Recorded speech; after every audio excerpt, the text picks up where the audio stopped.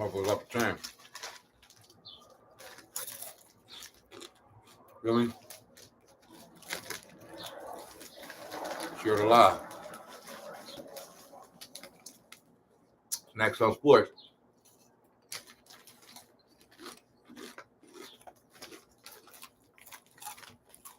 Snax on Sports. I'm back with another one, man.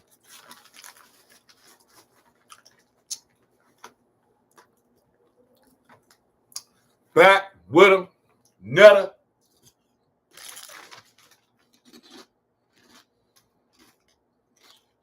Mother. Fucking video for them hoes. Yeah, man. Let's talk about this NBA playoffs, man. I did a video a few days ago about everything that had transpired in the first 2 or 3 games of the playoffs for each team in their series thus far. Now, we're a little more further along. You understand? We got some new information going on right now. So, I'm going to see what these niggas talking about on these next few games. That's all I know what I've been seeing. You know? And, man, y'all know where we got to start at. Y'all know where we got to start at, man. I'm going to get back and get to talk about my shit. So, Brooklyn Nets.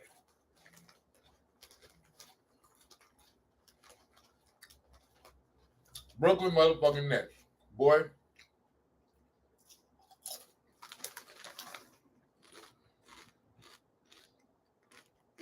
Boston got y'all down bad right now, fam.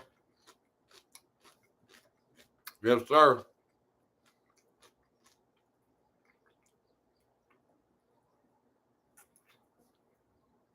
And Boston putting foot to that ass. Now, I'm loving what I'm seeing. But like I said in the last video, this is exposing. There's some niggas being exposed in these playoffs so far. And KD, this is an expose for you, buddy.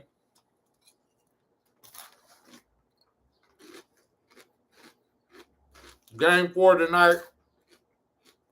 Boston up 3-0. They going for the kill tonight. They going for the kill. And man, Jason Tatum, like, I think the last time I did my video, they was up 2-0. But essentially all they had really done was hold serve at home. Since then, they went to Boston and put foots in them niggas, man. And Jason Tatum is damn near locking up KD by his damn self. And balling on the offensive end. Like, that's some MVP level type shit that's going on right now. Jason Tatum.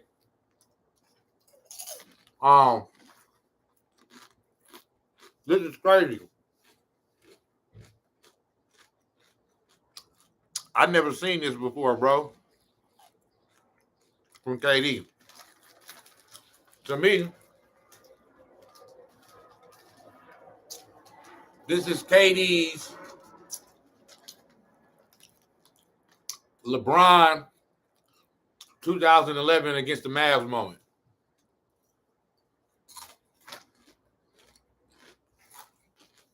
That's what the fuck this is. You know? And I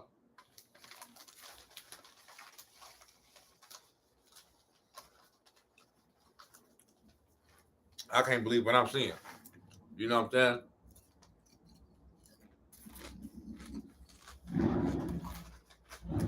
And KD, after game 3, man, I mean, he sounded defeated. I mean, he really sounded like a little bitch ass nigga. You know what I'm saying?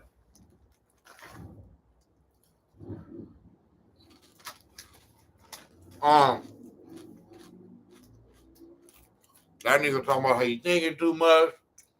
It was just a shitty game. But his tone sound real defeated, real light voice, real humble, real he ain't got no bass in his voice. I mean, when he talking right now, he ain't talking with no motherfucking bass in his voice, man. Like, I can't believe what the fuck is going on. Like,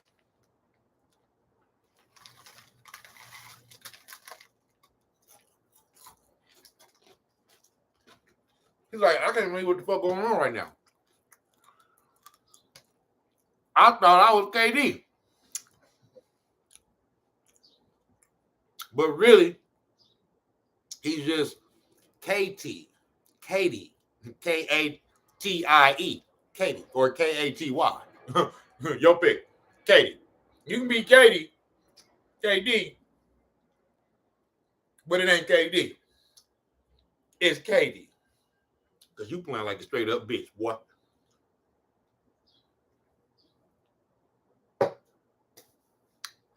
You're playing like a straight up hoe nigga.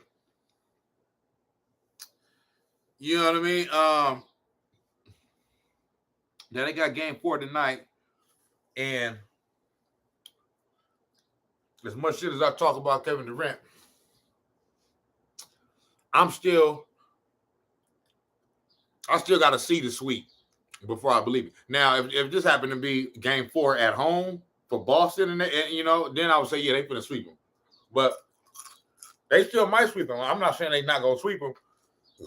But I'm going to give KD and Kyrie just a tad bit of respect and say that they find a way to at least get this one game, you know what I mean, at home to stay alive and make the series 3-1 before they get bounced the fuck out in game 5 back at Boston. But then again,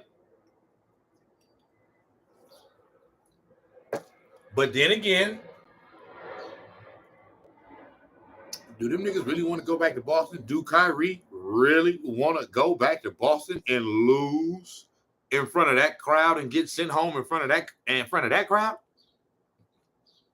I mean, this whole series just been disastrous for the Nets. Just straight up fucking disastrous. You got Kyrie in game 1 flipping off the fucking fans and doing all this bullshit.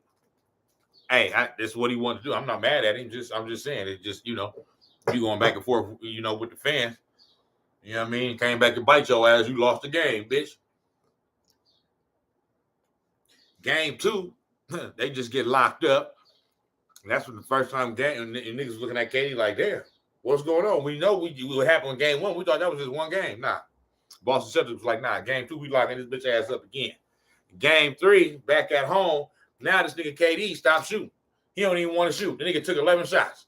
Like, this is ridiculous. Like, they punking this nigga. They punking this nigga, taking his heart, and I'm seeing things that I never thought I'd see. I'm seeing people turn on this man that, and when I say turn on him, I'm not saying turn on him, you know, literally. I just mean, hey, people that was saying this man was the best in the world, you know, bar none, this and that, blah, blah, blah. I mean, rightfully so. You can't say he's the best. To me, I never thought he was the best in the world. I thought he was obviously one of the top players, one of the top 2 or 3. But y'all know me. I've been said, come on now, Steph Curry ain't never lost the title of best player in the world to me. Now, for where we at right now, I have no problem with nobody's. I got no problem with nobody's opinion. But as far as me, if somebody want to say Giannis is the best player in the world, I'll take that because he got the crown right now. Giannis got the crown. You know what I'm saying? So yeah, I'll take that. I ain't got no problem with somebody saying Giannis is the best He's the best player in the world. I'll take that. He got the crown. Beat KD last year in the playoffs, all that shit.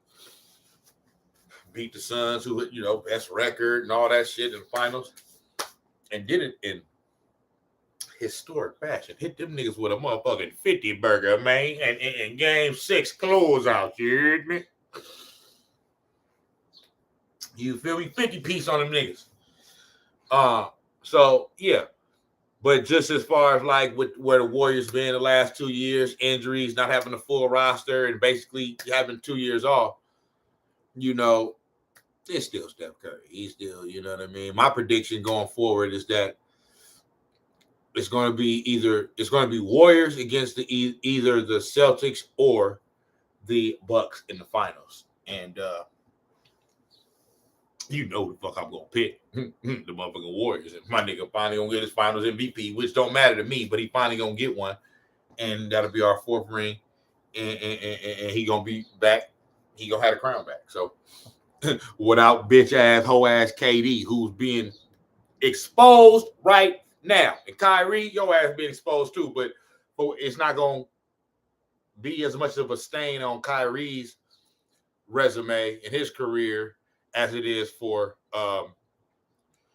Kevin Durant. Because Kevin Durant is looked at as somebody that he's unstoppable. There's no, ain't no answer for that. Ain't no answer for 6'12". You know what I mean? And can shoot the mid range, drive past, you get a layup, shoot the 3, shoot well from the free throw line, efficient than a motherfucker, got a handle. You know what I mean? And could just shoot over you. You know what I'm saying?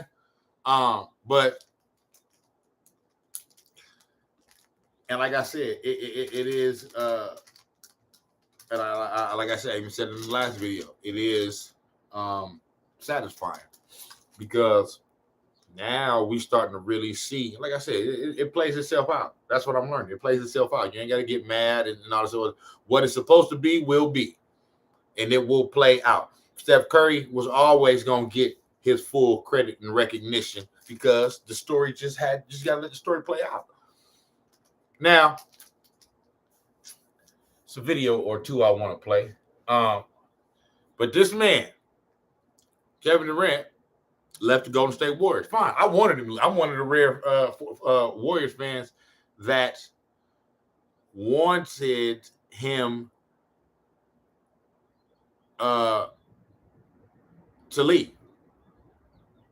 Okay. And yeah, I wanted that to happen.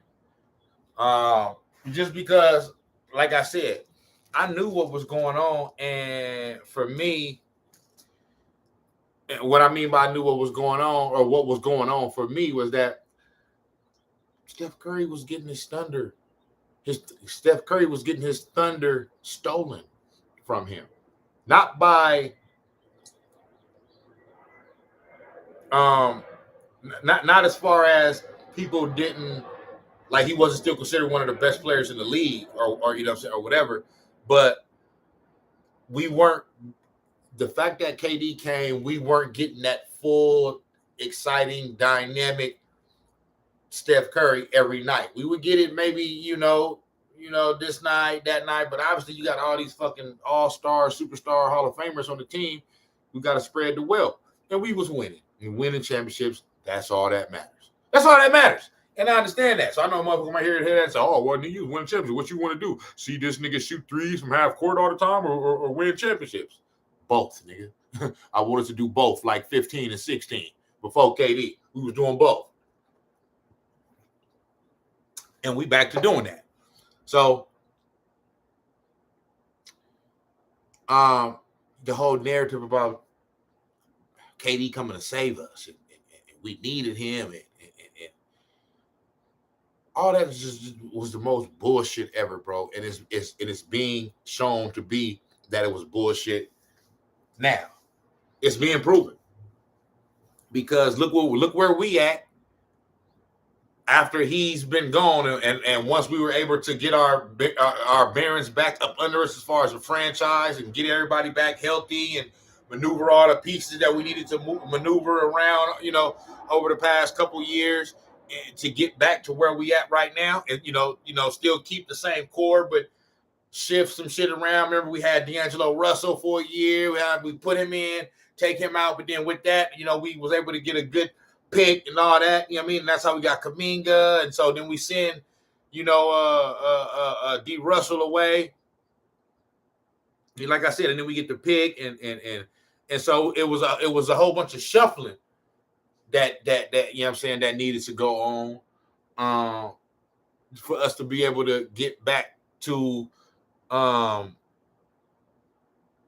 us to be able to resemble a team that looks like they can contend for a championship. You know what I'm saying? And it just took, once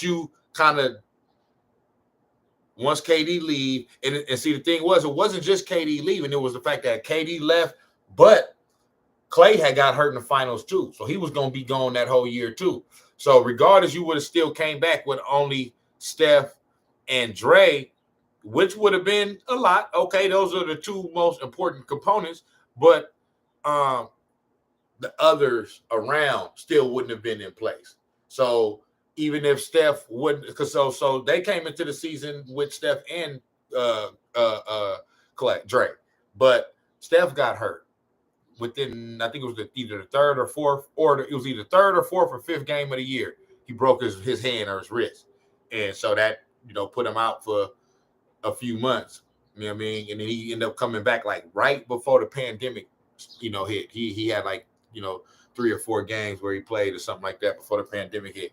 But by that time, we wasn't going to the playoffs or nothing because he hadn't played the whole year. KD was gone, and Clay hadn't played the whole year. Clay was out for the whole year, and Draymond was in and out of the lineup. You know what I'm saying? Draymond was in and out of the lineup, and it was an off year. And then last year, it started to shape a little bit more. You know what I'm saying? And at the beginning of the year, it started off where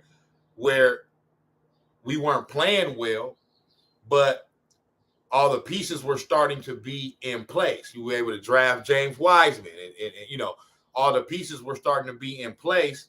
It just had to come together. And throughout the course of the season last year, it started to come together. Remember, last year was the 72-game season. It was the year after the bubble year. And so they only did 72 games, and they kind of condensed it, you know what I mean, to be able to get back on track for this season so we can get back to an 82-game season. And we ended up, 39-33 last year, almost won 40 games with a roster that was essentially kind of what we have right now, but all of the ancillary parts weren't what they are this year. They were growing into that. For example, Jordan Poole. Jordan Poole was in the G League last year. He was back and forth, from the G League to the, to the main team, to the G League, to the main team.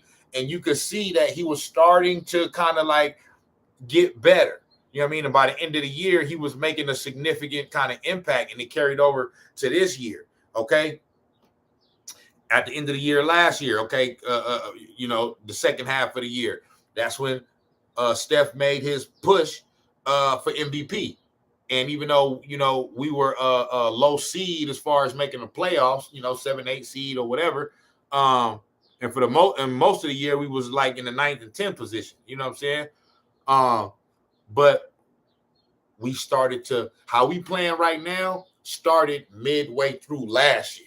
You know what I'm saying? But we didn't have Iggy, which we got now. Wiseman, he had played like half the year last year. It was his rookie year. Jordan Poole was, just getting better. He was, like I said, he was in and out.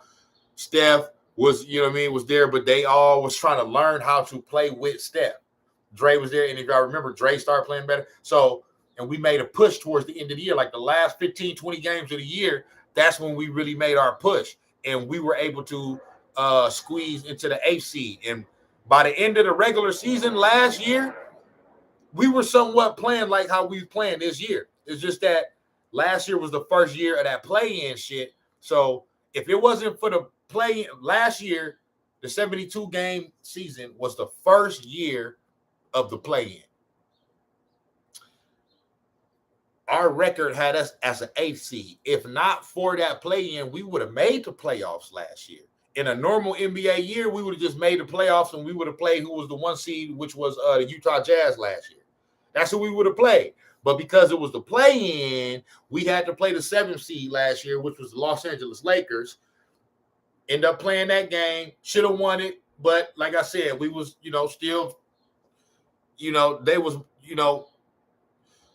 more of a ready-made team together at that point last year. You know what I'm saying? And we were good enough to win that game. We was up by 13 at one point in that game. But down the stretch, they made their little run. And, it is what it is. We end up losing the game close. And then so now we have to play the second play-in game. Because if you're the 7th or 8th seed, if you win, you're the 7th seed. Even if you're the 8th seed, if you win that game, then you're the 7th seed. Even though you got a better record, even though you got a worse record than the actual 7th seed. And then that 7th seed has to play the winner of the 9th, 10th seed, whoever win that game. And then whoever wins that game is the 8th seed. So next we have to play Memphis, who we just beat in the last game of the regular season to clinch the 8th seed. But they caught us a bad game. You know what I'm saying? Game went to overtime, and they ended up beating us in overtime, and we ultimately didn't make the playoffs. You know what I'm saying?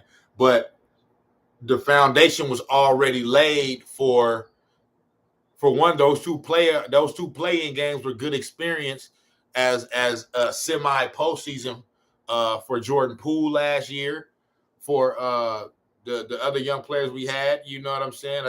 GP2 was kind of the same thing last year, in and out from the G League to the main roster. So, and now this year, coming into the season, we started out like gangbusters, and I think we surprised the basketball world because I think people thought that we would be a middle of the pack team, kind of like where Utah or Dallas is right now, 4th or 5th, maybe 6th seed, something like that.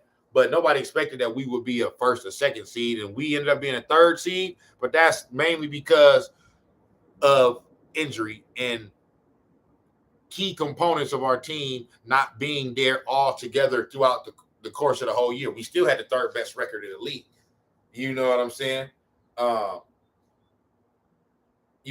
So, and that was due to mostly because the first half of the season, for the most part, while waiting on Klay Thompson to get back, outside of Klay Thompson, and James Wiseman, we were helped, everybody was there. So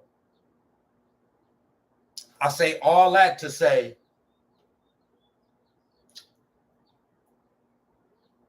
like I said in a few past videos, the fact that the Warriors are simply back in the position, even if they don't win another championship, the fact that they are back to being a championship caliber type of team, that a team that has a chance to, one of the 4 or 5 teams, that has an actual chance of winning a championship coming into the season.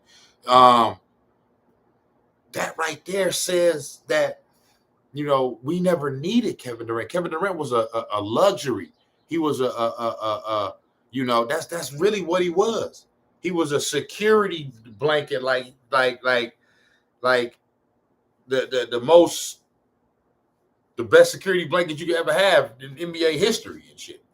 You know what I'm saying? Because you drop a player like that, a top 2 or 3 player in the league, on a team that's already a championship team, bro. Like, it's gonna send it through the stratosphere. It didn't have to just be Kevin Durant. Any other superstar player that would have came over there would have been the same thing. Even a lesser caliber player could have came over there, and we would, So just because the team was already ready made. So the whole notion of him coming to save us, and although we have won a championship and he hadn't, and we beat him in the conference finals after his team had us down 3-1, beat him to get to another championship series that we should have won.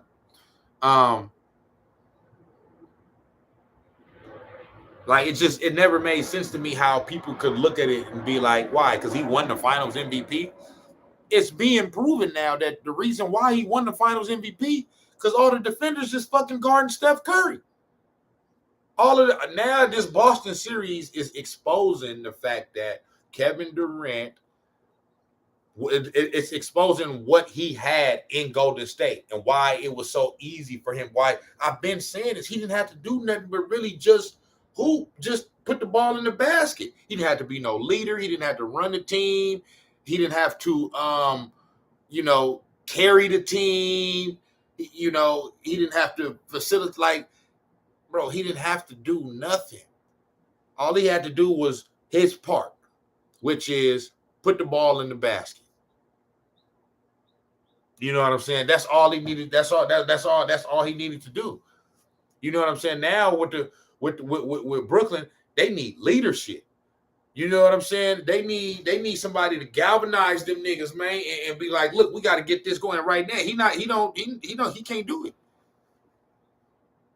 But like I said, it's satisfying because of what he said, leaving Golden State and going into Brooklyn, and what Kyrie said, and how they don't need a coach, and they can be the coach, and that's why I'm not with blaming Steve Kerr. I'm never with blaming coaches. Nothing. I mean, Steve Nash.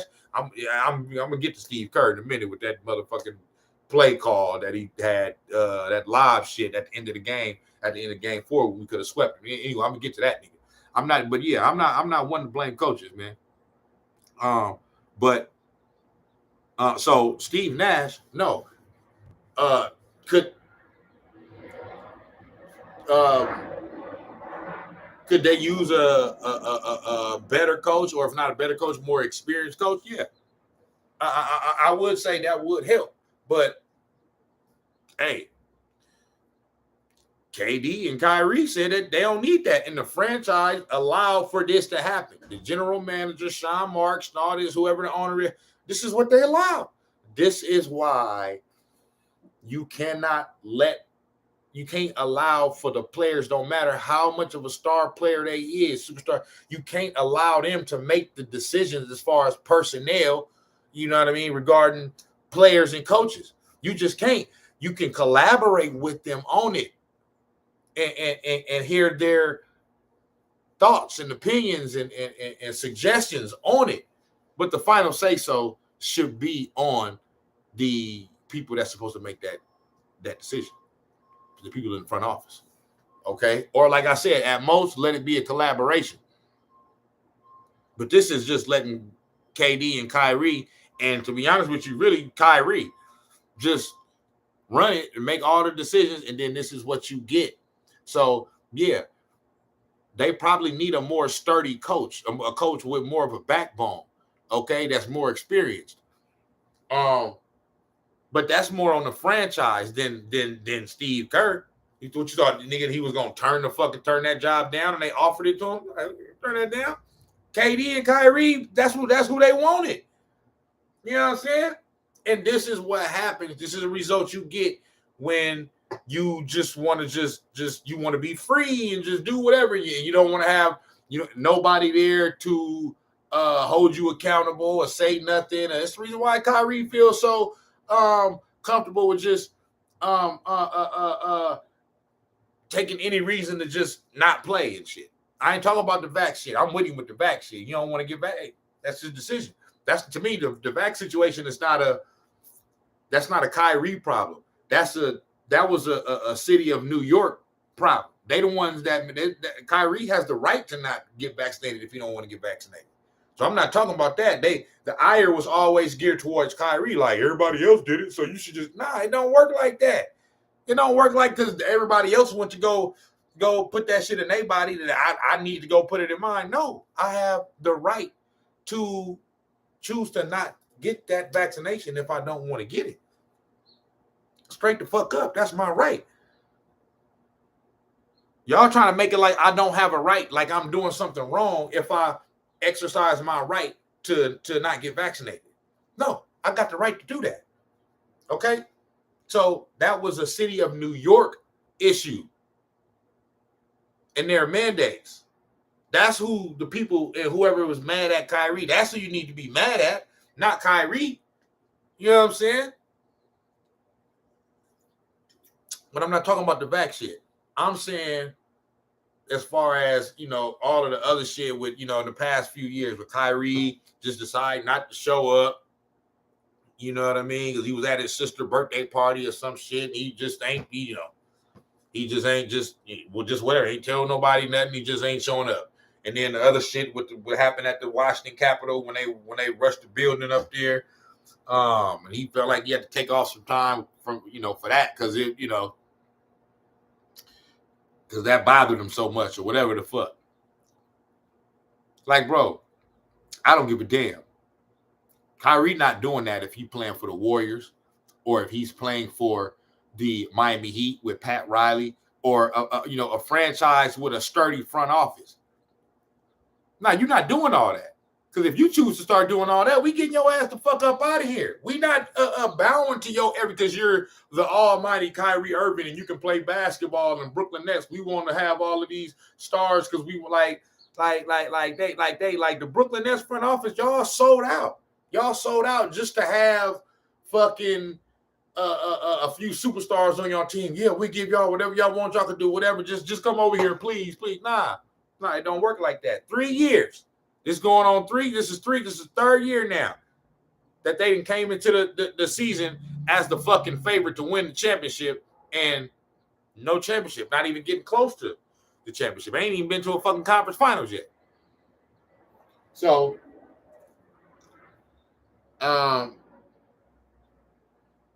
that's the reason why it's satisfying. Because these niggas just thought they can just because they and Tracy McGrady. How was that motherfucking stance that you took about them being the most skilled duo in NBA history? Man, I don't give a fuck. Man, listen. Ain't no most best nothing in NBA history that don't include Michael Jordan. I don't give a damn.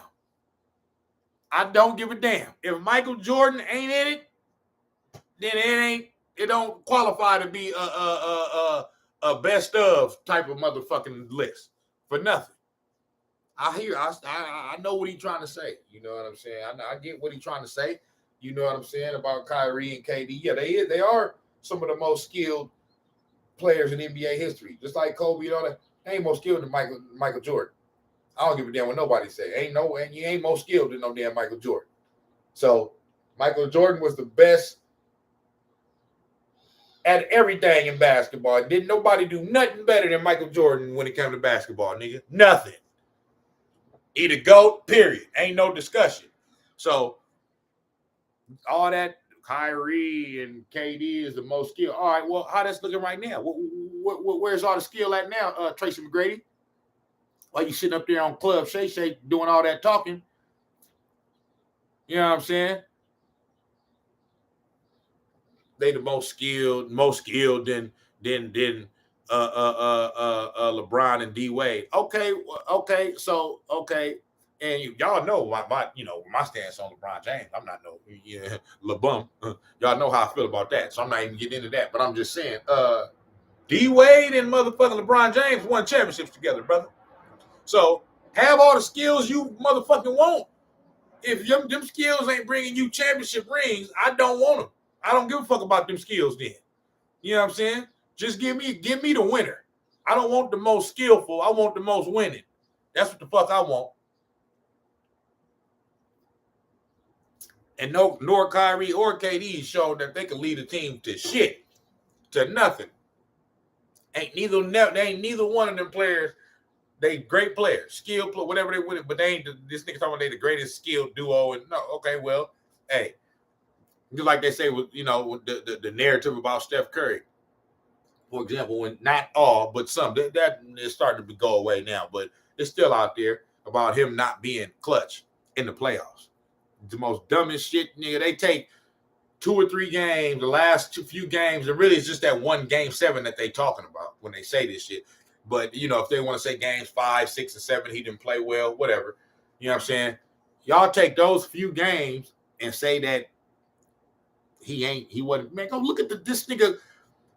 Go look at his career stats in the playoffs, his career stats in the finals. He got better. He got better career stats in the finals as far as points per game and scoring than Kobe Bryant and Larry Bird. Like these narratives got to stop. But the whole narrative about Steph Curry ain't clutch in the big games or in the postseason or whatever. I will admit there has been a few times in a few games and a few shots that I thought that, okay, you know, why you not making this shot in this moment? You know what I mean? There's been one or two moments for me, but bro, the nigga got, at the end of the day, he got 3 championship rings. So my thing is, what is it about? Is it about winning or is it about being clutch? For one, he is clutch. He's proven that. Okay. There have been times, like I said, there's been times where maybe I would have wanted him to be a little bit more clutcher, but to say a motherfucker not clutch and a nigga got 3 championship rings, and I know motherfuckers say, well, what they say about LeBron, and he got 4. For one, LeBron has shown himself to come up big in big moments. He's had a lot of moments where he hadn't came through, but he's had moments where he has come through. But the difference is between Steph and LeBron is that LeBron got more losses in the finals than he do wins. So, I mean, you could say, you could make a case that this nigga ain't as clutch, at least in the finals, as you would want him to be. You know what I'm saying? You're 4-6 in that motherfucker, nigga. You lose it more than you win it. You know what I mean? Steph Curry's 3-2. So he got more wins than losses. So my thing is that, is it about winning or is it about being clutch? Because he got 3 championship rings. So if you tell me that, and this is my example, because they say that Damian Lillard is the clutchest player we got in the NBA right now. I bet. Cool. How many championship rings he got? How many? So what is it about? Is it about winning or is it about being the most clutches? I want to win. So that to me, that my point in saying that is that it's a bogus argument against Steph Curry. And the reason why I was saying that is, like I said, going back to the Brooklyn Nets and the Kyrie and KD situation. You know, yeah, I'm not blaming the coach, and this is what they wanted. You know what I'm saying? So that's, you know, so, you know, if you look at the Warriors, the front, like, it's no secret that the teams that are most successful for the most part, for a year after year after year, not 1 year having a good year and then falling off the map. They have a strong front office. They're not letting the fucking players run the shit. Look at the Warriors. The Warriors franchise, they hear what Steph and Clay say and Dre. They consider it. But they make the final decisions. Steph, Clay, and Dre wanted Avery Bradley, because we had Avery Bradley in the preseason. They wanted Avery Bradley. The Warriors said, "Nah, we rather have GP2." They made the right decision. Avery Bradley was a better choice. I mean, Gary Payton II was a better choice. He's done wonders for us this year. You feel me? He probably got he extended his career in the NBA this year off of, you know what I mean? Off of how he's played. So that's just one example of, let's say if they would have listened to Steph, Clay, and Drake and let go of GP2, which they did, but they brought him back. Let go of him and kept Avery Bradley. Not to say Avery Bradley wouldn't have been of some help, but at this point in both of their careers, and you know, with the age and all that shit, is like GP2 is just more, he's more athletic, he's more agile, you know what I mean? He's younger. You know what I mean? So he has less of a history of injury. He ain't just like hella banged up. You know what I mean? Like he's not as young as one would think because you know what I mean. He been trying to work his way to get in the league. You know what I mean? So I think right now he's like 28 or 29, and this is like really only like his second or third year in the league or something like that. Because he been overseas and playing all these semi-pro leagues and G League he was trying to get up. He was trying to get his weight up, man, and show his worth, improve himself. But he finally found the right spot, and he did that this year. But I'm just saying that's one example. And then look at the Phoenix Suns. That's the front office running that with James Jones, and that's the front office running that, man. They ain't letting Chris Paul and Devin Booker and DeAndre Ayton be like, pick the coach and miss games, show up whenever the fuck they want to show up, not have no type of defensive identity, just throw the ball out and just go one-on-one. Man, that shit will work throughout the regular season as we're seeing in this playoffs, okay, in these series.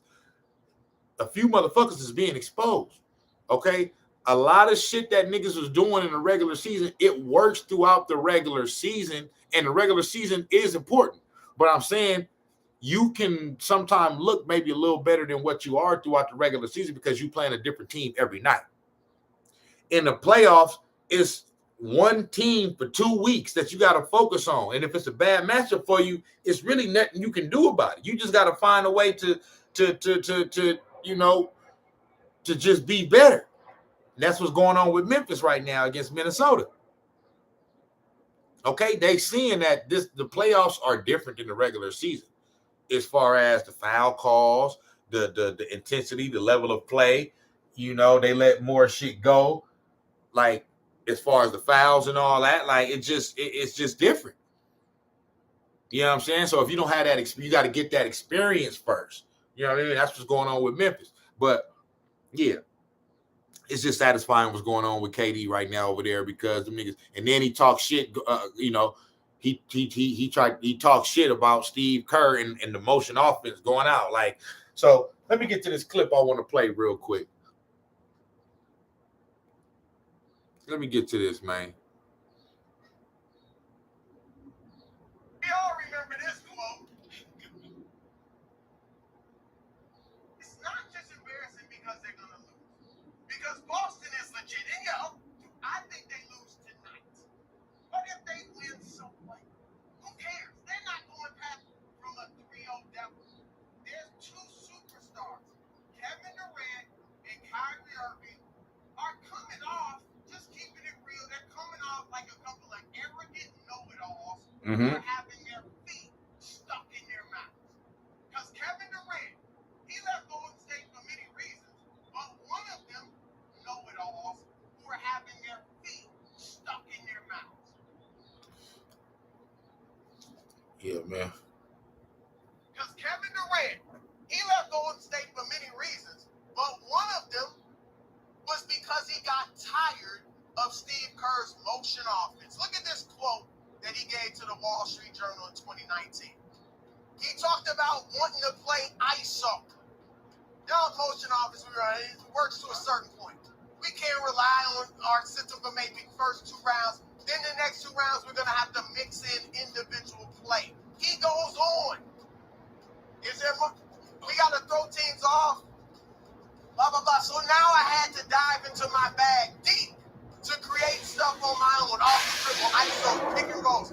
More so than let the offense create my points for me. I bet Kevin Durant wishes, hopes, and prays he had someone to create some offense for him. You wanted to go ISO because you believed all the press clippings that you were the greatest scorer ever, that you could never be stopped, and Jason Tatum is shutting you down. He's out playing you, period, on both ends of the board. He's giving you 30 and 8. So, and this is why I say this is satisfying. So basically, with Chris Broussard from Fox Sports 1, first things first, That should be coming on early in the morning. I'll hear it on West Coast time. They be on early in the morning, like 5 or 6 in the morning. But basically, that's what I mean. You know, he's shitting on Steve Kerr's offense and how we move the ball to get the best shot. It's not all about it just because if you are the main superstar, it's not all about you just coming down and just pounding the ball and having the ball in your hand all the time, pounding the ball while everybody else standing around and watch and wait for you to make a decision, whether you're going to shoot or pass to them and shit or go one-on-one. You know what I'm saying? So basically, Kevin Durant was arrogant enough to basically, towards the end of his tenure here in Golden State, basically diss that offense, an offense that had proven to be successful, you know what I'm saying, that had won a championship before he even came over here, you know what I'm saying, and helped us win 2 more championships after he got here. So now you don't like that. So you want us to, and that's what I mean. He came over here and thought, just like he said, he believed in the press clippings. You believe what everybody's saying about, oh, you just the best one-on-one player and you can do whatever and you can do all things and can't nobody stop you and all this other shit. Easy money sniper. So you basically came over here and said, how y'all been doing it? Nah, fuck that. Even though that's been working perfectly fine. Y'all winning championships, contending for championships every year, got the MVP, unanimous MVP, all this type of shit. Y'all rewriting the whole script of the NBA. You know what I'm saying? You know, y'all the motherfucker that's changing, revolutionizing the game. But I'm like, nah, fuck that. Let's just do ISO shit all the time now. You know what I mean? Because I'm tired of doing that shit, man. I want to, you know what I mean? Just give me the ball, man, so I can just go get it, man. And just, you know what I mean? Like, bro, it's easy for you over there, my nigga, because you got Steph Curry over here. You got Klay Thompson over here. What you mean, bro? And then half the time, you ain't got to create because you got Draymond Green doing the create and the playmaking. And then you got Andre Iguodala. You got, so like, how you that arrogant to say, nah, what's been working for y'all all this time? Fuck that. Y'all need to do it my way now. Because I'm here. Because I done came over here and I'm the 2-time finals MVP now. So yeah, y'all need to do how I want to do it. Nigga, what? I ain't finna let you come in our house, nigga, and rearrange shit, nigga, and put the sofa where you want it to be, put the TV where you want it to be, put all the decorations on the wall where you want it to be and all that shit after we done already had this shit looking plush. You know what I'm saying? It's already done. We already built the foundation. We already did all that. You don't get to come in after we done already built the foundation and moved in and did all the hard work. And now you can say, nah, I don't like the way this picture is right here. Put it over here on this wall. And it ain't even got nothing to do with you. That picture was there before you even walked in the house. What is you talking about? That picture is fine right there. That's some arrogant shit. You arrogant son of a bitch. That's why your ass going through this right now, you skinny motherfucker. Motherfucking burner account having ass nigga. You feel me? So you gonna diss Steve Kerr, okay? Now that's coming back to bite your ass, because just like Chris Broussard said, I bet your ass wish you had some type of motion offense right now. Because that's the only thing that will loosen up that motherfucking Boston Celtic defense. Because right now they clamping down on your big scrawny lanky ass. Got your ass clamped. You in your head. Don't even know what to do after the game. Talking about, man, I'm thinking too much. I'm just you know, it's just a shitty game, man. I'm just trying to get my teammates involved, you know. I just, you know, after, you know, game 2, you know, I just felt like I was forcing it too much. So now I said, I'm gonna just let the game come to me and just, you know, I'm gonna get all my teammates involved and just let it. You sound like a bitch. You sound like a motherfucking bitch, nigga. Put some bass in your motherfucking voice, nigga. Let your balls hang, nigga. Let them niggas know who the fuck you is. What you say over there when you was with us? You Kevin Durant. We know who y'all is. We know who you is, right? You Kevin Durant, right? You Kevin Durant. Yeah, show us that you Kevin Durant, bitch. That's what the fuck we want to see, nigga. Because you did all that motherfucking talking about Steve Kerr and that motion offense because you want to just go isolation one-on-one all the time. Well, that shit ain't working now. So now what? Who got the last laugh now, nigga? While your ass finna get swept in the first round, nigga, we getting ready to go on to the second round. We should have swept our motherfucking series. Nigga, you left us for that? I mean, I'm glad you're gone. I'm just saying it's being proven that you was a dumb motherfucker. Yeah, you was a dumb son of a bitch. Boston got them niggas clamped. 8 assists, 30 points, and blocking. He gonna put defense, blocking your jump shot. Grant Williams too, and then Kyrie. These are the numbers. I mean, it's a lopsided match. Let me go to Kyrie. Nick, I know you want to go. I know Kyrie too. I can't. And Kyrie, we got your quotes too, boy. You niggas is some quoting son of a bitches.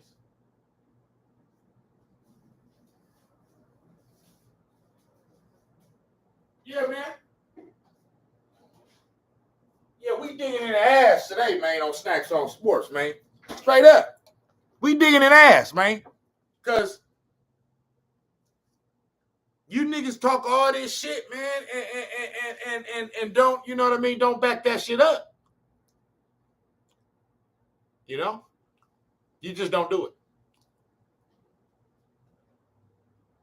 Just let him we all remember this quote. We don't really need to have a head coach. KD could be the head coach. I could be the head coach. Well, if y'all can be the head coach, draw up a play to get you some offense. How about drawing something up to get you an open look? I mean, it's just I'm beyond upset. Go ahead. In Bruce defense. And that's what I mean. Y'all just see the quotes right there. And I remember back when them niggas said that shit, they was having fun on their little live feed, their little podcast or whatever the fuck they was doing, talking about, bro, we don't even need a coach, bro. It's just, we can just do it. It's just us. Like, some stupid motherfuckers, man. Like some little ass kids, man.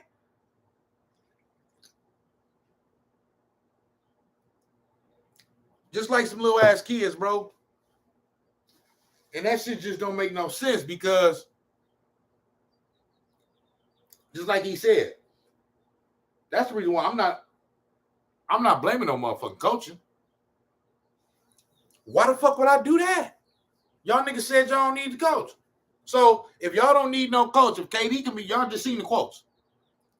Okay? This nigga said, I can be the coach. KD can be the coach. Well, draw up and design a play for y'all niggas to get a good look to get a motherfucking score, nigga.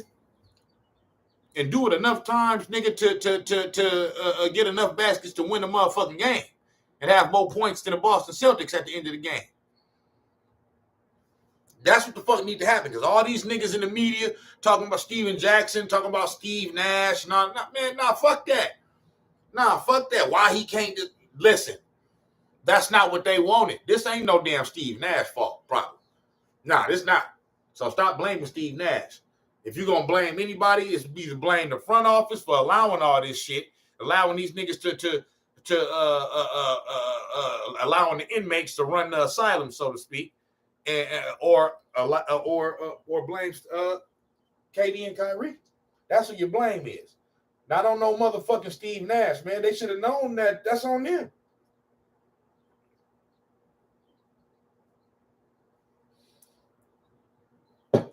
Steve Nash wasn't a problem when everybody thought that they was going to ease to the finals last year. Steve Nash wasn't a problem when everybody thought they was going to ease their way to a championship this year. So how's Steve Nash a problem now? Now, like I just said, I agree that could they use a more experienced coach, a more stern coach with a better backbone? You know what I'm saying? That could hold motherfuckers accountable and say, nah, bitch, we're not going to do it like that. We finna do it like this. Yes. That would serve the team well because it ain't just about KD and Kyrie, okay? It's about the other players on the team, too, that need coaching. You know what I'm saying? And to some degree it is about KD and Kyrie because them niggas think that can't nobody tell them shit. Like he said, they come off as fucking arrogant know-it-alls. Like you can't tell me nothing. I'm a basketball savant. I know all things basketball. You know what I'm saying? Because I'm so skilled. Like Tracy McGrady say. See, Tracy McGrady, that's your motherfucking problem. You worried about who got the most skills over winning. See, Kobe was both. That's why he bust your ass every time. This nigga on Club Shay Shay with Shannon Sharp talking about he feel like he got snubbed for the top 75. No. NBA 75. No, you didn't. You didn't. Like, if this is about talents and gifts and potential and who should have been a top 75 player if they would have lived up to their talents and potential and shit, okay, yeah. But, bro, you did nothing, Tracy McGrady. You just had a gang of motherfucking highlights and shit. And you was hurt half your fucking career. I'm sorry. You was a knockoff Kobe Bryant. That's all the fuck you was. I know some of them even say, "Oh, okay, T-Mac, man, he was one." I understand, man. T-Mac was a great player in the league. He's a Fringe Hall of Famer, bro. I'm sorry. Just because you played good and you had some highlights and you know, that don't mean that you got to have some accomplishments to go with it, bro. You know what I mean? Yeah, he was able to average 25 or 30 or whatever the fuck, and he was able to score a lot, but he was hurt a lot, and he never was the contributing factor to no team winning nothing. This nigga went out in the first round all the time. He was on some of the best teams in the league. I remember that Houston team he was on that in the regular season that went won like 26 straight games or some shit like that. Man, them niggas didn't even get out the fucking first round. They had a 26 game winning streak in the middle of that season. They didn't even get out the fucking first round. I think Yao Ming got hurt or something like that. That was, Jeff Van Gundy was the coach and all that. But yeah, man. Nah. So T-Mac, while you sitting there, hey. It's not to me, bro. When you look at it, okay, across all sports, but I'm just gonna talk about the NBA. The play, you can see the reason why the great players in the league have won championships and the other great players that haven't won championships, why they have, like, you can see it. Like, I love certain players. I grew up, Allen Iverson was, and he is one of my now he is a Hall of Famer and he is a top NBA 75 player, even though he never won a championship, because for one, he got a team to a championship, to a finals, and took a game off Kobe and Shaq Lakers, nigga, with Phil Jackson coaching, nigga. You feel me? He did that. And not only that, he's a culture icon for the NBA. He changed the, you know what I mean? He changed the culture. You know what I mean? Like,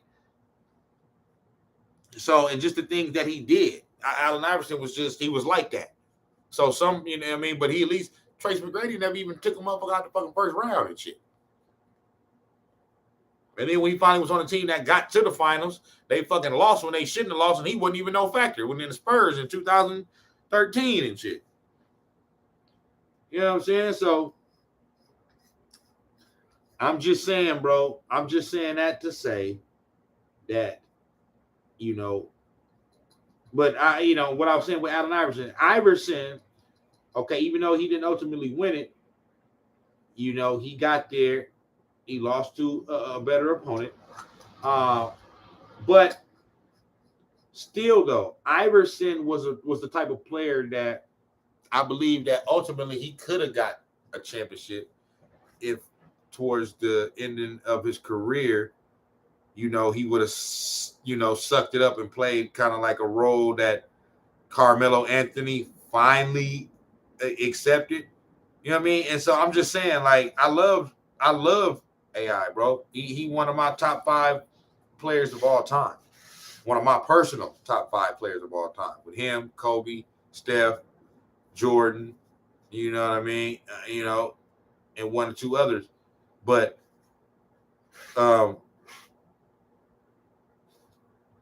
but you know, sometimes, man, you got to do certain things to sacrifice to win. You know what I mean? It ain't all about being the man. You know what I'm saying? If you want to, if you want to truly want to win, you know what I mean? And I'm saying that's the difference between, somebody like AI winning the championship, or Russell Westbrook, versus the players that do end up winning championships. You know what I'm saying? So,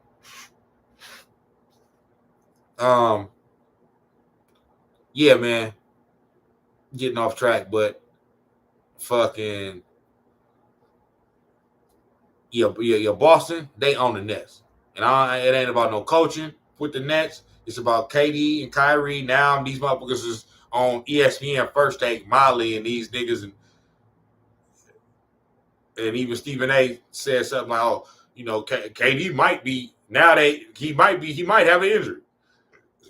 Like, it's so niggas can't believe what they seeing so much. Now they trying to put an injury on a nigga. They ain't got no fucking injury. Ain't nothing wrong with this nigga, bro. He getting outplayed. He getting punked, and it's just this is his LeBron James 2011 against the Mavs moment. This is it. Got to come back next season and be better and figure it out. But that's what the fuck going on right now. So it's satisfying, bro. And the Warriors is going to continue on to play and advance in the playoffs. And this nigga going to be at home. Thinking like, man, I should have stayed with Golden State, man. At least they would have still been saying I was the best player on the team. You know what I'm saying? Like, but I'm glad he left.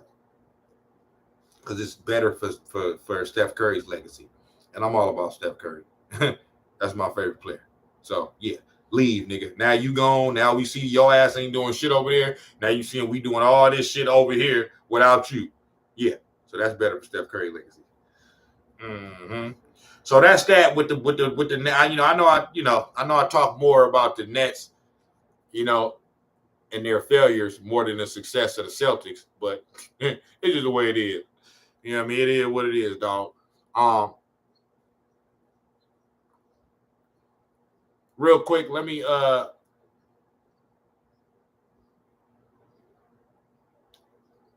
say something about my Warriors and the Denver Nuggets in this series, because it's something I want to address that happened in Game 4. Now, Game 4 was yesterday. We lost in the closing moments. Should have swept, but the reason why I was, frustrated in the moment, because I'm like, bro, you got a chance to close out and get some rest and just move on. Just handle business, bro. And y'all niggas fucked it up. But at the end of the day, Denver just came out and played better. So even though we came back and we could have won that game in the end, Denver deserved to win that game just because they played better from start to finish than we did. We was just lollygagging, going through the motions because we up 3-0. We took a game from them on the road. So even if we lose this game, we going back home to close out in Game 5 at home in front of our crowd. Like, that's how they was playing. Lackadaisical, turning the ball over. They was just kind of playing it like it was a regular season game. For the first half. You know what I'm saying? And then when they finally tried to catch on, it was just a little bit too late. They did end up taking the lead late with like a minute or something to go, but then after that. So now after that, let me get to speaking of after that. So obviously, with all that being said, I'm not worried about us. We're gonna close out Game 5. Now, if we lose Game 5, and if there has to be a Game 6, and we got to then I'm going to be like, all right, this is getting, because now what you run the risk of. Now they got a little momentum. They won game 4, then they came back to your house and won game 5. And now they're going back home for game 6. They feel like, hey, we can tie this thing up. And you don't want that to happen. And that's not gonna happen. But so what I wanted to get to real quick is, and like I said, everybody know me and my stance on when it comes to sports, and I'm all about, hey, who out there? Yes, coaches can help and they can assist in winning and draw up plays, but the players got to be out there, executing the shit, and they out there playing. So I'm always gonna give players more credit and blame because they out there on the court in the field, right? But there are instances where you can look at a decision that a coach made, one particular time or in one particular situation, and ask yourself, what the fuck was you doing? And what the fuck was you thinking? And Steve Kerr had one of them moments last night. And he even said, after the game, his comments after the game it made me more mad. Because you actually drew that shit up during a timeout. That's a play that you called. And he said after the game, he said, if I could have that play called back, I would like to have that back. Like, that just make it worse. Like, how this is a closeout game. You got a chance to send these motherfuckers home and advance to the next round. And you like, in this situation, you need to be thinking like, this is game 7 of the NBA Finals and we need to win.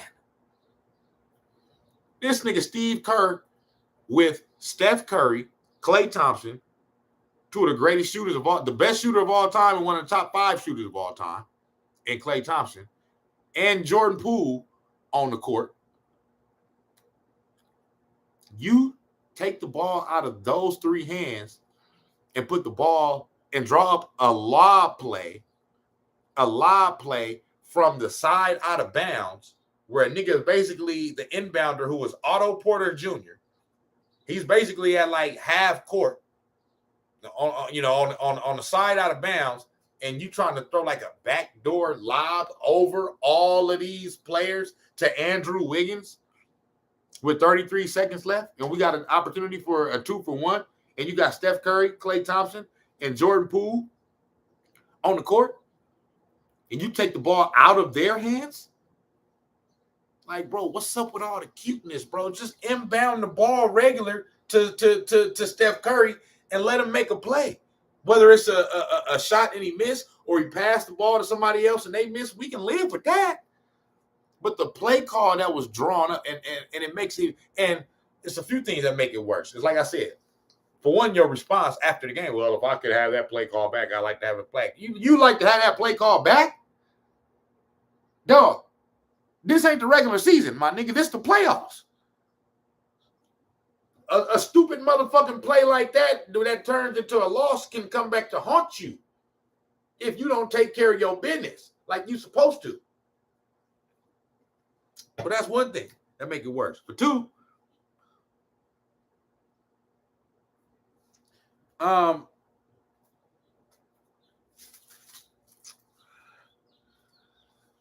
be losing my train of thought. This shit just be pissing me off so much. These motherfuckers be making these bonehead. I be thinking these motherfuckers, and like I said, Steve Curry is smart. He's very smart. I'm not calling for his job or nothing like that. But it's like, what the fuck is you thinking? Okay? But so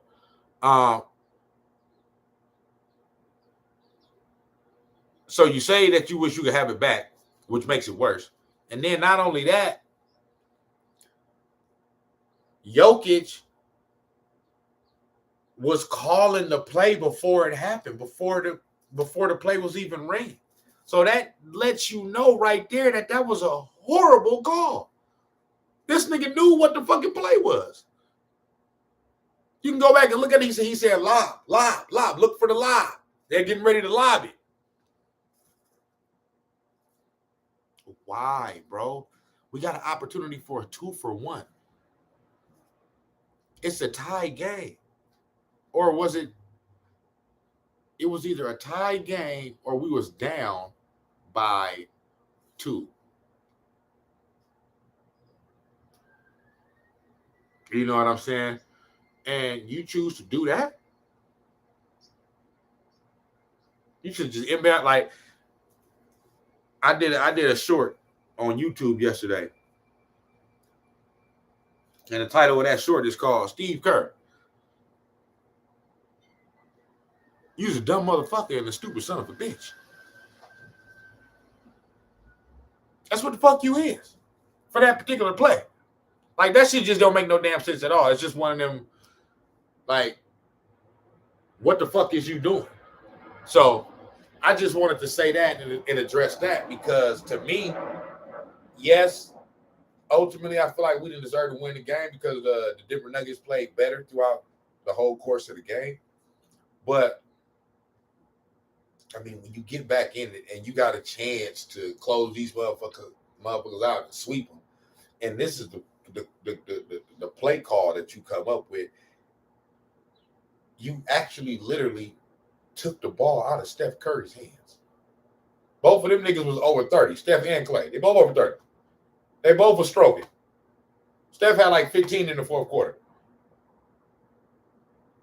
Like, Clay was 7 of 10 for 3 or some shit, you know.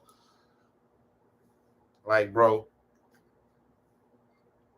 And Steve Kerr did choose to do that. So, but hey, it is what it is. You know, game 5, Wednesday night. We're going to put them away and send them home, man. Send them packing, man. And do it like that. They're going to come out. Because from players to coaches, it was just all around fuck up. They just gave that one away. So that's all I really got to say about that particular series. You know what I mean? I'll be get back to talking about that one. You know, after game 5 on Wednesday. But Memphis, Minnesota.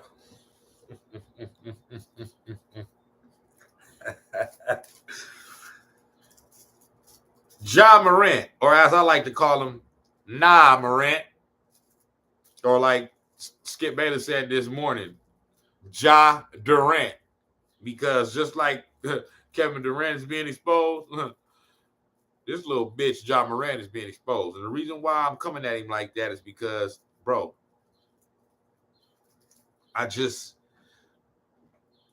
these little niggas talk too much. In particular, him. Just way too much, bro. Like, my thing is like this. I don't got a problem with talking, trash talking, and I have no issue with that at all. But it's a turnoff, bro, when you ain't done nothing. You've done absolutely nothing in this league. And you talking like you got 2 or 3 of them things on your fingers already. I just don't get it. And it's one of the things that's turning out. Now, Skip Bayless, this nigga picked the Memphis Grizzlies to win the West. What type of dumbass shit is that? You got to be the dumbest motherfucker in the world to pick a team that ain't never been in this situation before to like, come on now. Like, what the fuck?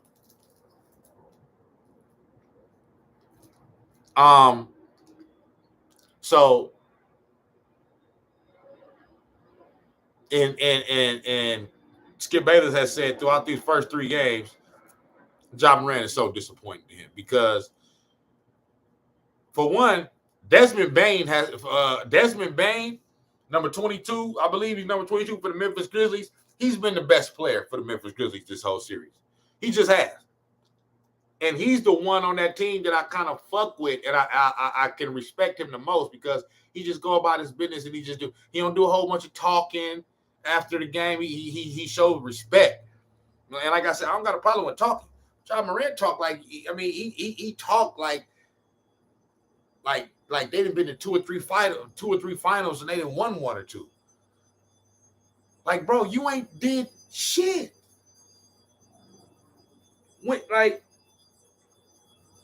He's seeing right now. After game 4, he said, man, I'm not being Ja right now. I'm not Ja right now. This a playoff. This a whole different level, bruh. This ain't the regular season when you playing a different team every other night and you able to have all these motherfucking spectacular highlights and all that shit. Because you just playing a team that ain't, that's not equipped to handle, all like in the playoffs, the intensity get ramped up. Motherfuckers know you close to going home. With 4 losses, you done. You know what I'm saying? So, for me, man,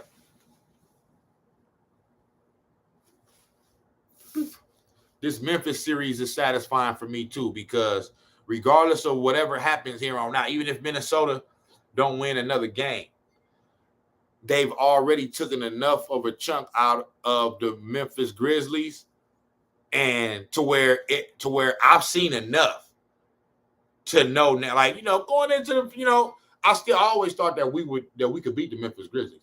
But going into the playoffs, you know what I mean? You hear how everybody talk about them, seeing how they played. They got the second best record in the league this year. It's kind of like, okay, let me, in Memphis, they might be a little problem. They're not going to be a problem for the Warriors, bro. I'm not saying like if they were to get past this series with Minnesota and play us, like they wouldn't get a game or 2 off of us. But that series ain't going no more than 6. And the Warriors will win that series against the Memphis Grizzlies in 5 or 6 games. I wouldn't be surprised if they sweep. Straight up. I'm not saying they gon', but it's most likely that it'll probably go 6. You know what I mean? Because I'll give the Grizzlies one game where we, like how the game that we had yesterday against the Nuggets. We'll have one of those type of games, and they'll pull out a victory, and then we'll have another game where we probably should win, but we end up losing because of whatever.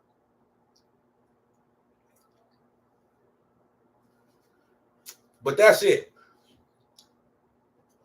We beat Memphis in 5 or 6 games if they survive Minnesota. You know what I'm saying? But Ja do too much talking for me, man.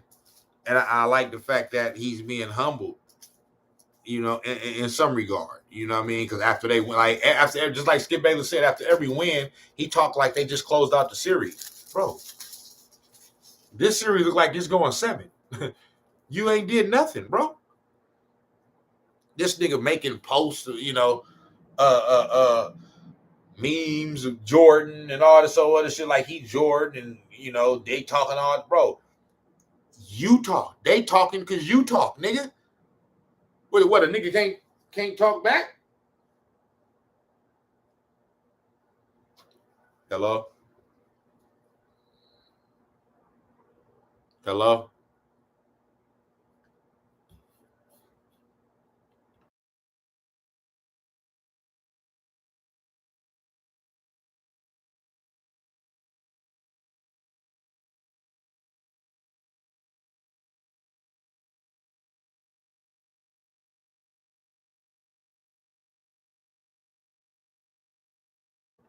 Yeah, I don't know what that was about, but you feel me?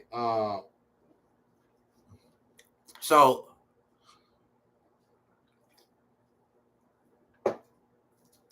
I just love the fact that Ja being humbled, man, and he's this, and this is what I'm saying. This is why you can't come in doing all that talking. This is the experience that they need to be able to be successful going forward in future seasons. You know what I'm saying? You got to have this. You got to go through this. You know what I'm saying? Like, the Minnesota Timberwolves should be up 3-1 in this series.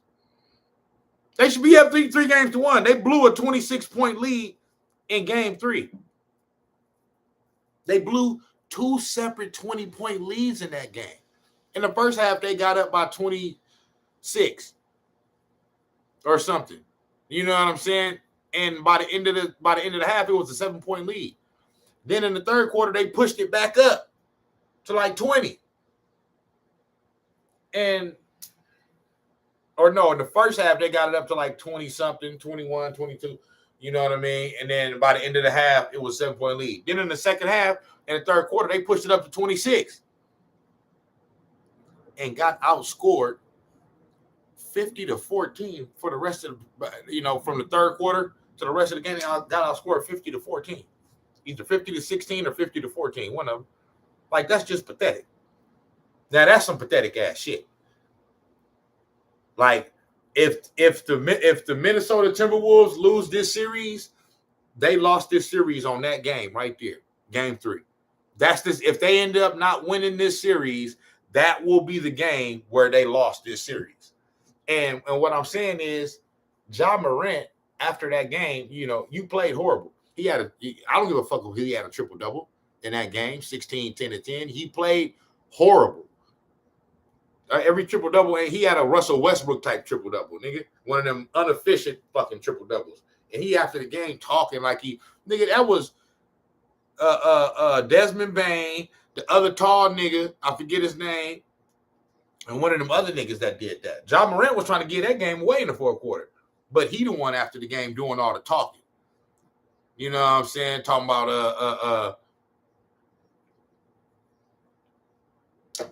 yeah, they drinking a lot of wine tonight or whatever. Whatever the fuck, man. It's just, and then all these, and then, like, bro, after every game, the first thing you do is run to Twitter to talk shit. Like, on some real shit. They came out with a stat, and this is a funny stat. Ja Morant has more tweets since the beginning of the playoffs than field goals made in this series. He has more tweets than field goals made.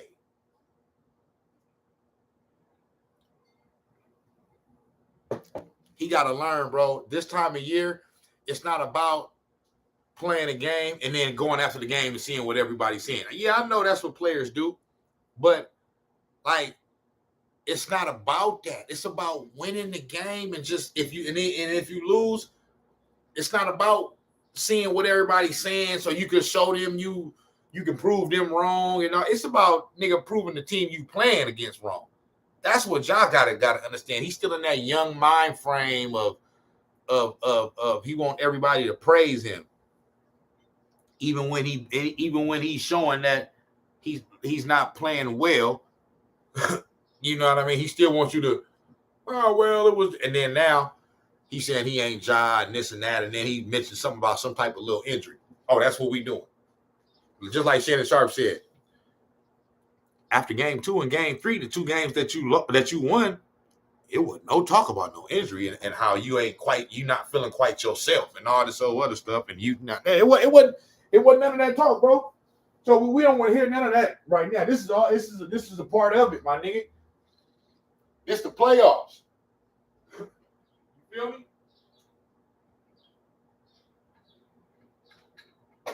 It's the playoffs, bro. This it. This is what it's all about. Ain't no excuses. If you get beat, you get beat because the other team was better and you wasn't good enough. Don't nobody want to hear nothing about no injuries or you hurt or I mean, it's one thing if you injured and you can't play. And even then, I mean, it is what it is. It's just a part of the game. But especially if you going out there, if you out there on the court and then you lose, and after the game, you're talking about, oh, well, this, that, I'm not feeling quite myself, and this, that, this, I'm hurt. But everybody hurt, bro. If you out there, it ain't no excuses. If your ass hurt or injured that bad, and it's going to affect the play, sit your ass down. Because if you're out there on the court, we're going to judge you the same. We're just going to judge you the same. You know what I mean? They ain't cut Steph Curry no slack for the 2016 playoffs after he got injured in game 1 of the playoffs against the Houston Rockets. And then came back. Yeah. He ain't getting no love. So I don't want to hear shit. I don't want to hear a motherfucking thing. Making no motherfucking excuses about no damn injury and all that shit, bitch. I'll slap the shit out of your motherfucking ass. Making all these damn excuses for no damn reason. So, Ja Morant, It's just time to show and prove, buddy. It's time to stop all the talking, get off Twitter, and you know, and go be who you supposed to be. Go be that nigga that you was all year, flying through the motherfucking sky, dunking on everybody. Ain't been none of that. You know what I'm saying? But yeah, this is a good series though. You know what I mean? Two young teams learning how to win. You know, and that's just what it is, man. And it's all good. It's just y'all gotta understand and realize, like, hey, okay, this is what it is. We came in thinking we was just gonna mop the floor, sweep the floor with niggas, and just move all, you know, and just get to where we need to go. But it don't quite work like that. You gotta actually work for this shit. Okay. This shit ain't easy. No, it's not the regular season, bro. That's the whole thing about it. It's not the regular season. It's the postseason. You see what I'm saying?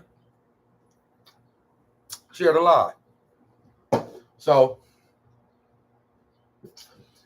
I'm happy to see what's going on. It's a lot of niggas getting exposed right now. Yeah.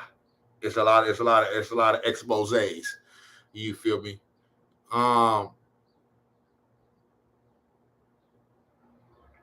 yeah, that's you know, that's going on with that. Suns, Pelicans, Suns. Your ass in trouble, boy. Yeah, man, the Pelicans. Hey, and like I said, Devin Booker is out. So that you know, Phoenix is feeling the effect of basically their best player being injured. You know what I mean? Not being available to play right now. It's just a part of the game. It just is what it is. And so now, but the Suns should still have enough to win the series. But as we're seeing, it might not be. It's still, you got some good players over there with on the New Orleans Pelicans. You know what I mean? Brandon Ingram was hurt a lot of the year. He's healthy now. He's playing out of his mind. CJ McCollum got traded over there in the middle of the year. He ain't been there the whole year for their whole bad record. All that shit ain't because of him. They've been playing well since he's been there, and he's played well. They got some other young dogs over there that I ain't been knowing about.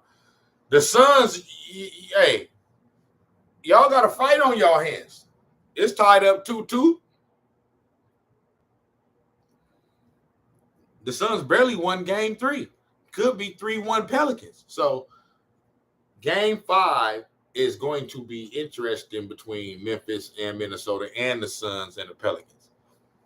You know what I mean? Because the two teams that are supposed to win those series, I want to see if they're going to, you know, because now this is the swing game. Game 5. When it's tied 2-2, this is the swing game. Now it's a 3-game series. You know, out of the next 3 games, whoever wins 2 games, move on. So when the series is tied 2-2, most of the time, the team that wins game 5, you know, goes on to win the series. Not all the time, but most of the time. So, both those teams, Minnesota and New Orleans, is playing with house money. They just playing with house money. They just is. Because they're not expected to be here. They're not expected to do, especially the Pelicans. You know what I mean? They're not expected to be here or to do anything. You know what I'm saying? They just not expected to do nothing, bro. So,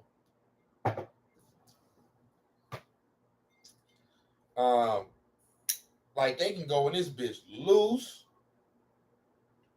not tripping off nothing, bro. Not tripping off nothing at all.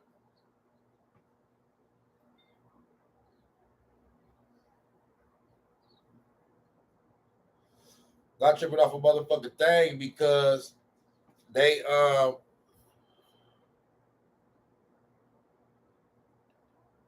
you know, they playing with house money. They're not expected to do anything. So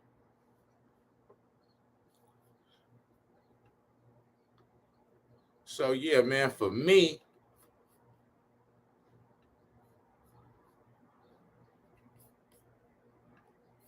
man,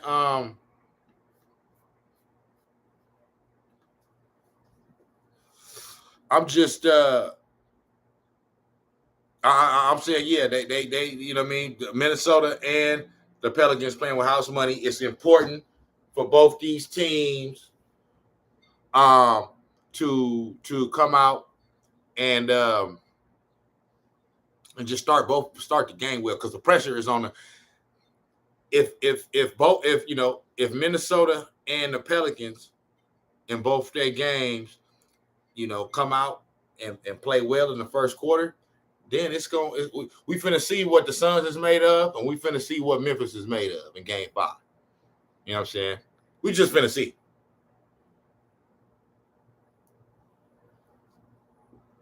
So, but it's crazy, man. How I'm sorry, but it's only the first round of the playoffs, but it do kind of seem like it's kind of setting up for the Warriors to go to the finals, bro. It just seemed like it is. You got, and like I said, injuries is just a part of the game. It's not in this. It's like if a motherfucker get hurt if a key player on another team get hurt, that's just a part of the game, bro. Injuries are a part of playing a physical sport. So that's what the season is about. A battle of attrition. Who can play the best and stay the healthiest throughout the course of the year to be the last team standing holding that trophy at the end of the year. That's what it's about.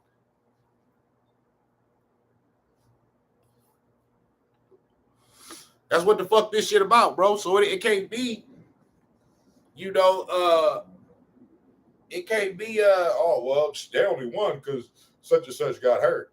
Bro, every year it's motherfuckers that get hurt. You can say every year a team, whoever won the championship, was affected by because somebody got hurt. You know what I mean? It don't even got to be a team that they played. It could be another great team, another great player on another great team that was out for the season. And because they was out for the season, that team didn't perform well that year. And that might have been a team that this other team played in the finals. Like, for example, like the Clippers. If Kawhi is there all year, who knows? It might be, you know what I mean? The Clippers may be the favorite in the West. Who knows? You know what I'm saying? So, man, it's just a part of the game, bro. But yeah, the Pelicans, I mean the Suns, hey, y'all got to show and prove. Now it's on you. Hey, best record in the league, ran laps around the league the whole year as far as record wise.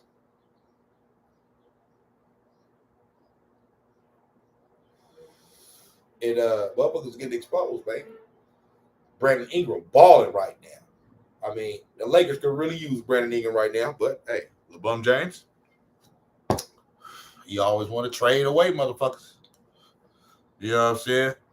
And this is another thing I want to address. I know I just got through talking about the Nets, but I'm seeing going around on Twitter and Facebook and social media, it's a lot of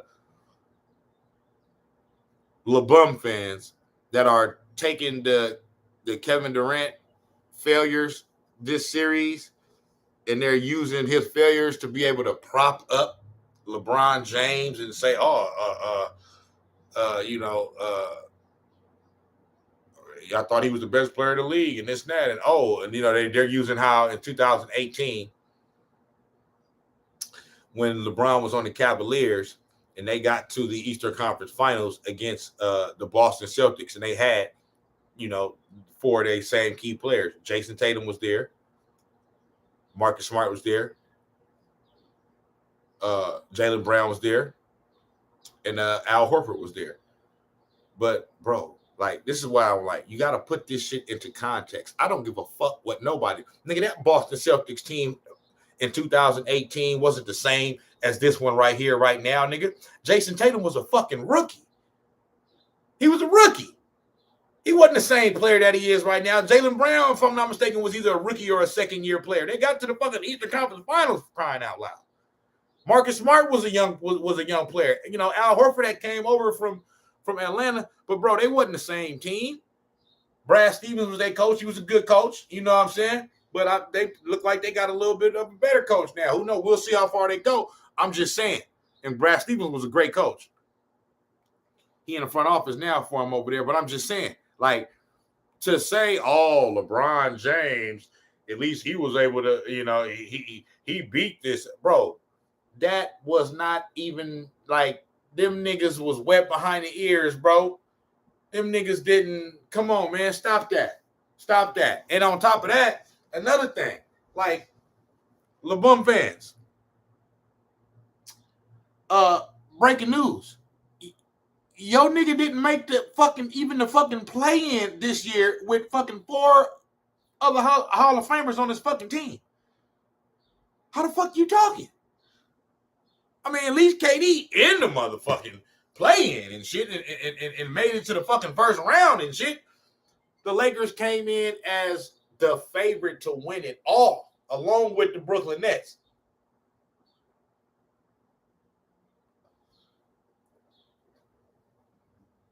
They weren't even one of the best 10 teams in their conference, bro.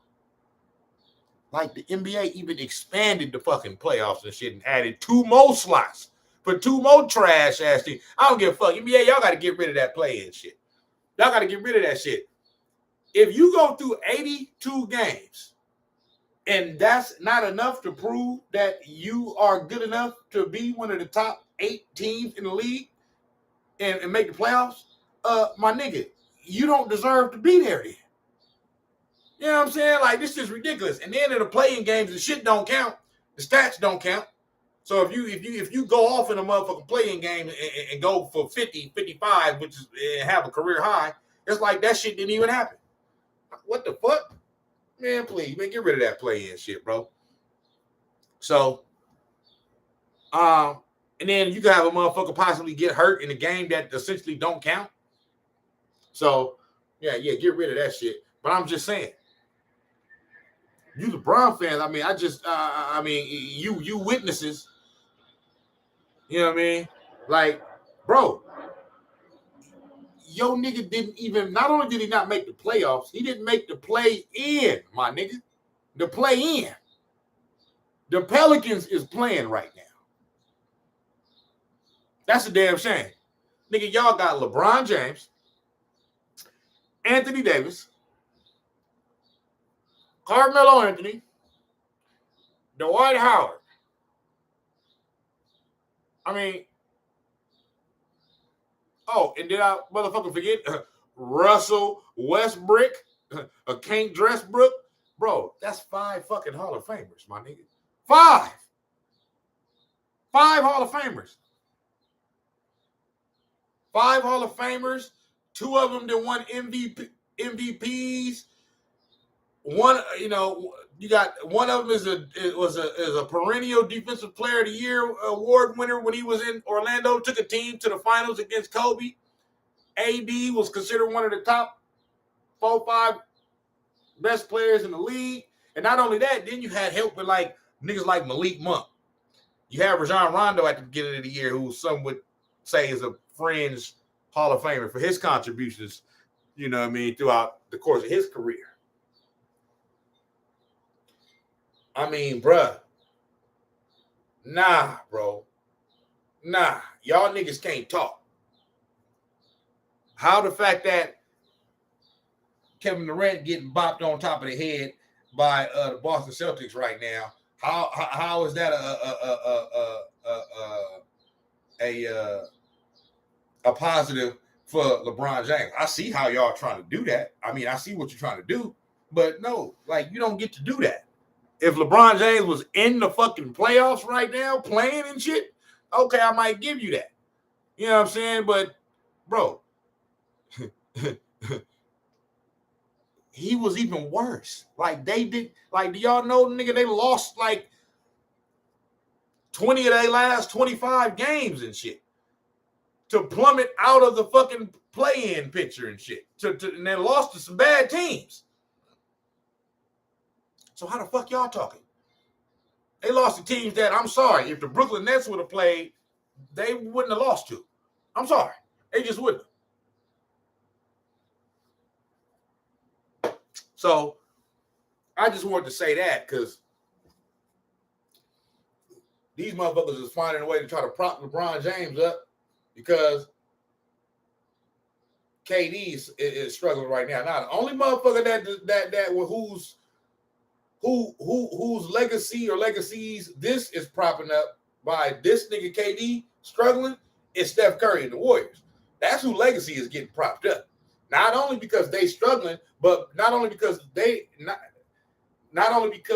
Kevin Durant and the Nets are struggling, okay, and he chose to leave Golden State and go over there. That's not the only reason why the legacy of Steph Curry and the Warriors is being propped up, but also because of what Steph Curry and the Warriors are doing there self. They winning. They should have swept their series if it wasn't for motherfucking Steve bonehead ass Kerr and that dumbass lob play that he called. You know what I'm saying? At the end of the game, the fuck was that, boy? You must have failed and bumped your motherfucking head after the game. Talking about, I wish I could have it. If I could have that play called back, I'd take that one back. Man, somebody should have slapped you across your motherfucking face for that shit. That's my nigga. I still fuck with him. You know what I'm saying? But I'm just saying, that was some dumb shit. That's like a family member. A family member do some dumb shit. I mean, you don't love him. You did some dumb shit, boy. I'm going to slap your ass across the back of your head. Don't do that shit again, nigga. Fuck wrong with you?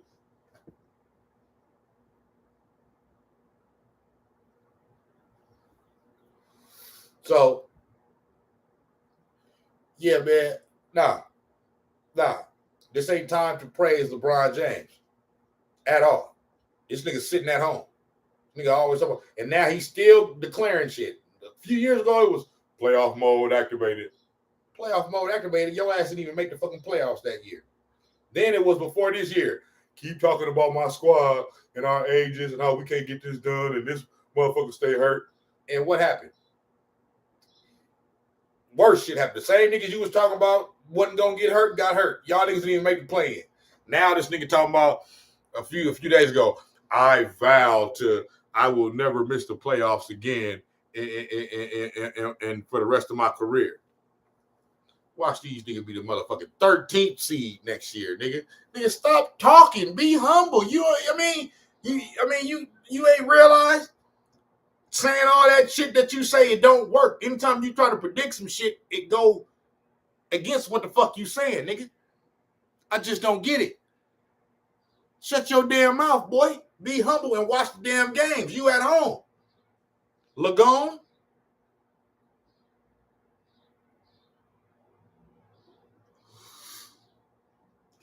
Your bitch ass at home crying, mad, like, man. Yeah, nigga. You had your chance, brother. You was trying to chase that motherfucking Kareem record, remember? That was more important to you to get that damn record. You trying to get that damn record, boy. You don't give a damn about them damn rings. LeBron James was out there playing like, hey, my legacy is solidified, you know what I'm saying? I don't give a fuck about this team. You need to do whatever. Nigga went out there playing no defense, nothing. Blaming everybody else. Wasn't bagging up Frank Vogel. This nigga it's always the coach's fault. He's a bitch ass nigga, boy. These players don't take no motherfucking accountability for nothing. For nothing. The best players in the league right now for taking accountability, Giannis, Steph,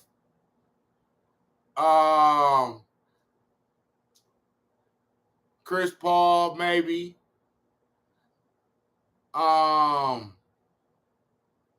Who else some good niggas, man?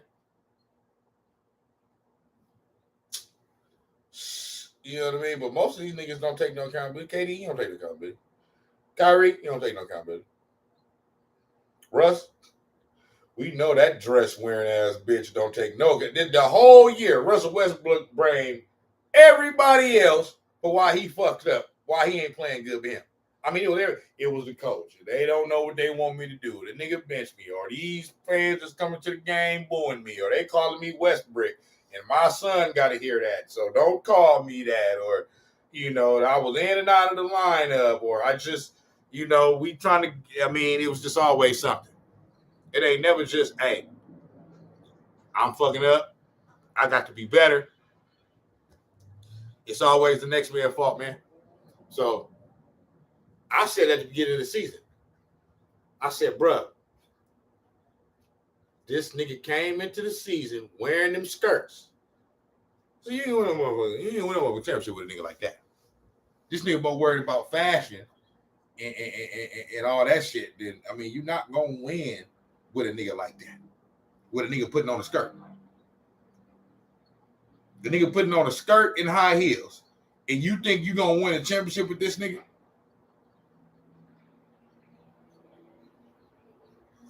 I just don't get it. These 2022 niggas, boy. They some different type of niggas, man. Niggas don't want to win. Niggas just want to get their little money. You know what I'm saying? And niggas, they tell you now. They just come out and tell you. Russ Westbrook say, hey, man, it's way more important, man. I got my family at home. I got my kids. You know what I'm saying? I got a great life. I'm raping teams for $40, $50 million a year, and I ain't worth it. But hey, I'm good. You know what I'm saying? I'm good. It ain't all about championships. That's what he said, man. That's what this man said. So, and LeBron James picked that. So, I don't want to hear nothing about no damn LeBron James. Y'all going back in the day and all of that other shit.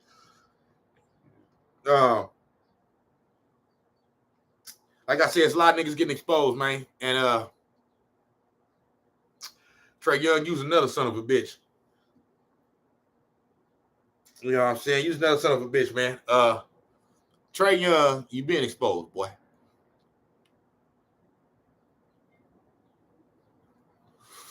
Miami Heat is putting foots all in your ass, man. And, the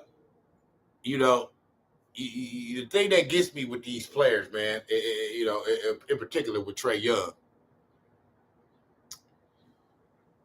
is you's a carbon copy wannabe motherfucker. You know what I'm saying? Like, you bit a nigga whole style and just blatantly just took Steph Curry whole style. Just like, bro, you're not going to be successful like that. You got to be you, brother. Okay? You're not Steph Curry.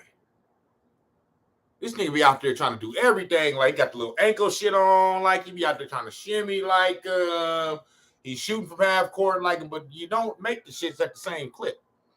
You know what I'm saying? So, you're not as effective.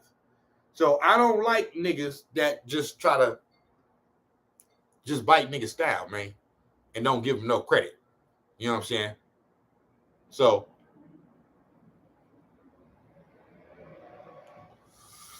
I will protect the legacy of Steph Curry at all costs. I don't give a damn. I don't give a damn. Because you niggas don't give that nigga his credit. You always want to give somebody else some credit that ain't did shit.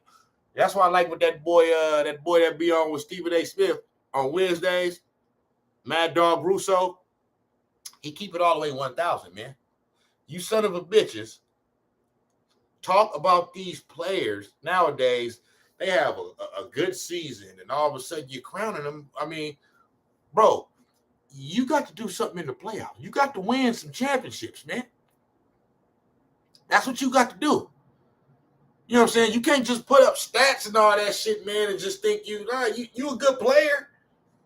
But it's a lot of motherfuckers that can score the ball, bro. You know what I'm saying? And y'all didn't crown, Trae Young is listen, you make your name in the playoffs. Now, I know they had a little good run last year. To me, that was a one-off. It's being proven it's a one-off. That was just a one-off. They got a good year. They got caught. They caught the motherfucking Philadelphia 76ers in the second round, and Ben Simmons and his non wanting to shoot the ball ass. You know what I'm saying? and they was able to pull that off.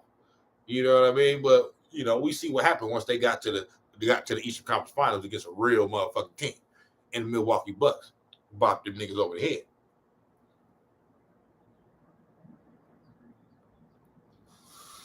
And then everybody think, oh, the Atlanta Hawks, they ain't arrived. And then what happened this year? Barely make the motherfucking playoffs. They had to have to play in to make it. And now Jimmy Butler putting foots in niggas over there. You know what I'm saying? So, Trae Young being exposed, man. You know what I'm saying? Like it just you being exposed, man. You're not like that, bro. It's easy to do all that shit in a regular season. You know what I'm saying? So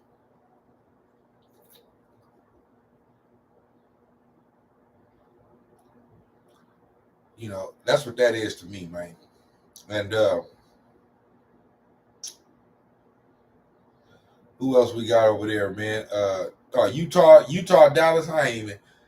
Utah should be up. Utah full of shit. Dallas, they ain't, Luka, he. But so, Milwaukee and Chicago. Milwaukee, they punishing the Bulls as they should. You know what I'm saying? Giannis is, Y'all better put some respect on that boy name, boy. That boy Giannis is something else. And so now it looks like we're going to have a second round matchup of the Boston Celtics versus the Milwaukee Bucks because, Boston beats Brooklyn and Milwaukee beat Chicago. They will move on to meet one another. I wish that series could be in the Eastern Conference Finals, but it's just the way the standings shaped out that they're going to play in the second round. And to me, the reason why I say I wish that could be the Eastern Conference Finals is because to me, whoever wins that series is going to represent the East in the finals. It's going to be either Milwaukee or Boston. Because you got Philly and Toronto playing right now. Philly up 3-1. They're going to win that series, and they're going to move on. And then you got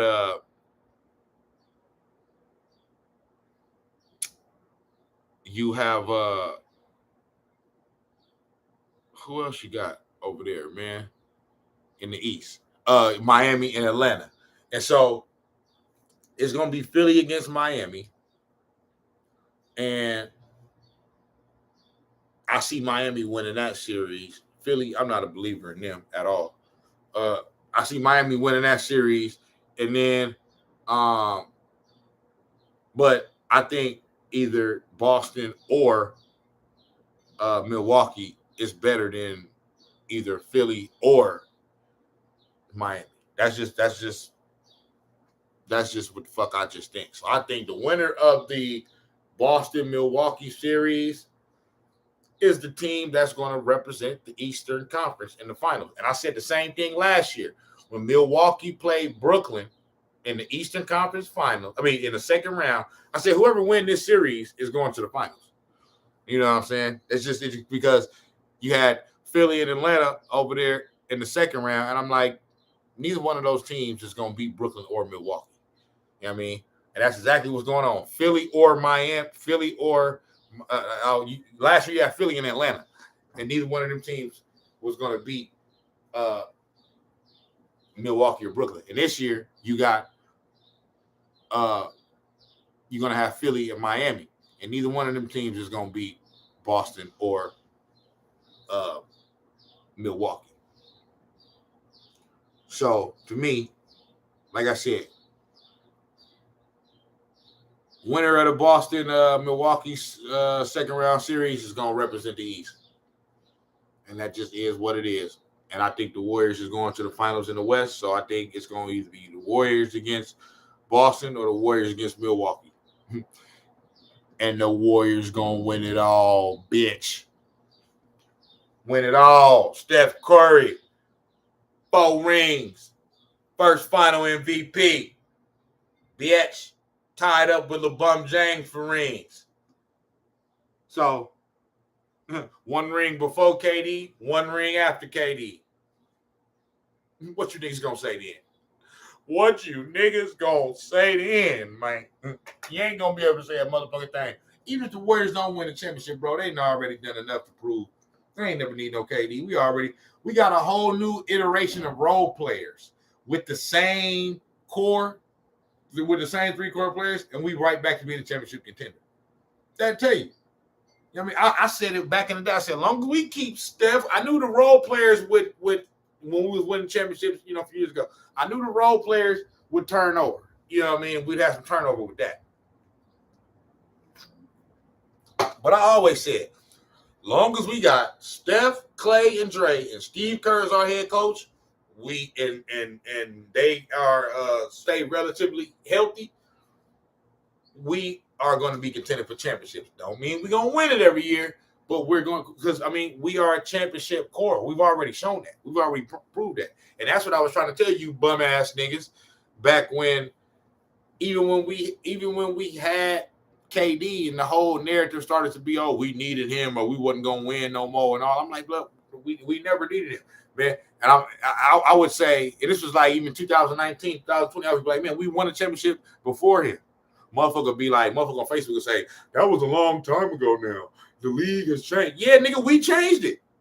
Bitch ass nigga, what the fuck you talking about? Nigga, we the one changed the fucking league to what it is now.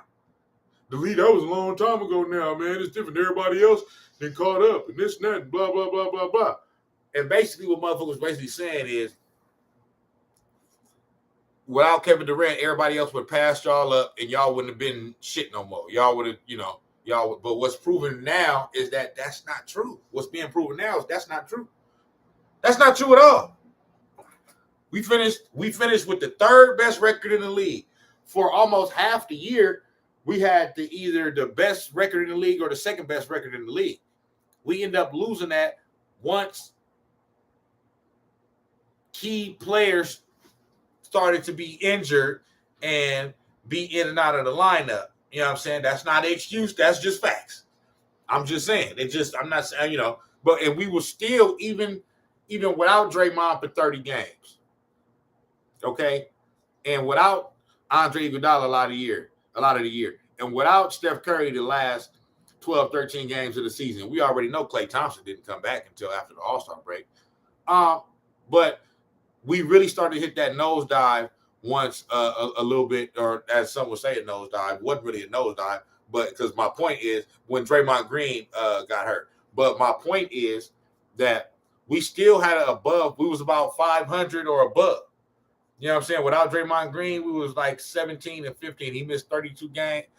He missed 30 games. He missed 30 games when he was hurt, after he got hurt. But he had 2 games earlier in the season that he had missed, just like rest kind of shit. You know what I'm saying? So we went in total without him this year, we went 17 and 15. But during that run where he was injured for those 30 games, we went 15 and 15. That's pretty good. Steph Curry didn't play all of those 30 games. He played probably about 25 of those games, but he didn't play all 30 of those. You know what I'm saying? Draymond is a key piece. He's a Defensive Player of the Year award winner and candidate every fucking year. And he's basically yes, Steph Curry is the point guard. That's his title. But Draymond Green runs the offense. They all run it. You know what I mean? Steph run it too, but Draymond Green facilitates the offense, bro, and get motherfuckers where they supposed to. You know what I mean? Where they supposed to be. So without him, bro, you got. I mean, if y'all go back and look, you had all type of niggas bringing the ball down the court, doing all type of shit. When Draymond Green on the court, all that shit ain't happening. He's controlling where everybody else is going on the court. The Wiggins and the Pools, and yeah, they had the ball in their hands too, but he's controlling and letting motherfuckers know, you cut down, he's finna cut up, like all that type of shit. You know what I'm saying? So, and then what he bring on the defensive end. So to not have him for 30 games, I know motherfuckers say, oh, well, you still got Steph and Clay. Bro, yes, we still got Steph and Clay, but like I said, Steph didn't play all 30. So really with Steph, we was like 20 and 15. Or not 20 and 15, like 15 and 10. You know what I'm saying? Because he only played like 25 out of those 30 that Draymond wasn't there. You know what I mean? Some of those was rest, some of those was, whatever. You know what I'm saying? But I'm just saying, that's the reason why. If we able to stay healthy for the majority of the year, we probably have the second seed, not Memphis. You know what I mean? The Suns was kind of running away with it, so I'm not even going, but we wouldn't have been too far behind the Suns. But, we threw in the towel on a few games and all that, man. So it is what it is. But it ended up being what it ended up being. We was tied for the third best record in the league with the Miami Heat. We had the same record, 53-29. You know what I'm saying? The Suns had the best record in the league. Memphis Grizzlies had the second best record in the league. And then us and the Miami Heat, who was in the East, were tied for the third best record in the league. And we on the tiebreaker with them. You know what I'm saying? Because we beat them twice in the 2 games we played. So the Warriors, if we make the finals, we got home court advantage. You know what I'm saying? Only teams we don't have home court advantage against is if we end up playing Memphis next round, and then the Suns in the third round. So there's something telling me both of those teams, we ain't gonna have to play both of those teams. Something is telling me one of those teams is gonna get eliminated. Either it's before we get to them. Either the Suns or the Memphis Grizzlies is gonna get eliminated before we get to them. You know what I'm saying? Might be both. Mainly, but I probably won't say both. You know what I mean? But we'll see what happens with that. But yeah. Philly, Toronto, Philly finna get that. James Harden just looked washed, bro. Like straight up. You're washed, boy. You know what I'm saying? Get your ass up out of here. That boy don't want to play no damn basketball like that. He don't even care no more, man. He don't give a damn. He like shit, man. So a lot of these players, man, they like, hey, I done made my money, dog. I done made my money. They know they ain't really got no realistic chance of winning the championship, so they got to take that stance of, life is more than just basketball. You know what I'm saying? It's more than just, man, you niggas couldn't play with no damn Kobe Bryant and Michael Jordan. You know what I'm saying? You niggas couldn't even play with Steph Curry. Straight up. These are niggas that want to win. You know what I mean? We all know life is more than basketball. You don't have to say that. When you say that, you're showing that it is affecting you. Like, because you got to tell yourself and lie to yourself and be like, well, it's more than life. And I do got a good life. Then we know. Multi-gazillionaire, okay, yeah, it's cool, but that's fine. How do you compare to the other gazillionaires, though, in your league that's winning? You know what I'm saying? Don't compare yourself to us, the normal people, you know what I mean, that make a regular everyday living, to try to be like, oh yeah, well, I have a good life compared to nah, nigga, I got a good life too. I'm not nowhere near a millionaire. I'm not struggling though. I'm good. You know what I'm saying? So it ain't about, oh, you gotta, nigga, that shit hurt. Nigga done stunk up the motherfucking game, nigga, and after the game, the media asking you all these motherfucking questions, and the only thing you can say is, well, it's more to life than basketball and winning, and championships ain't everything, and this and that. Man, get the fuck out of here with all that shit, nigga. You just trying to, nigga, please, fuck out of here, nigga. We already know that. We know that. We know in the grand scheme of things, it's just a game. Okay? So that go without saying. You ain't got to say that. When you say shit like that, you trying to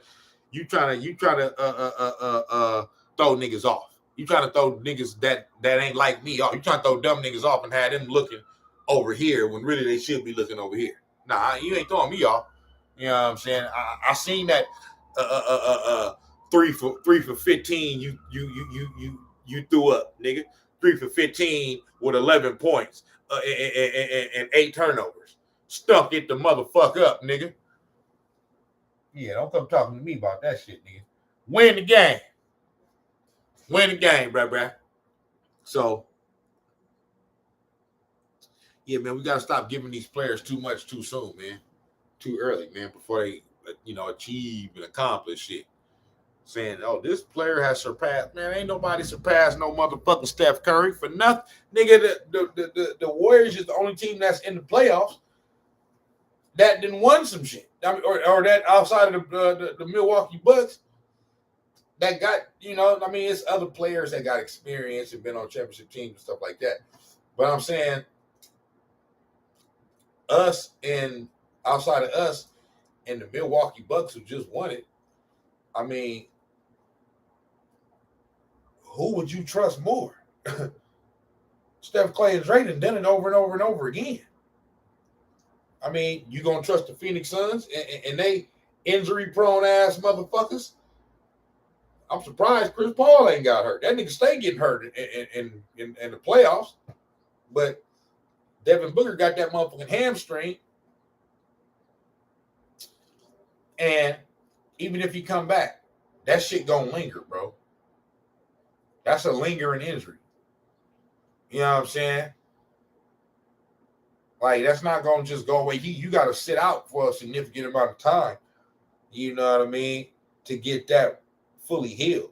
You know what I mean? A month, maybe a month and a half or something like that.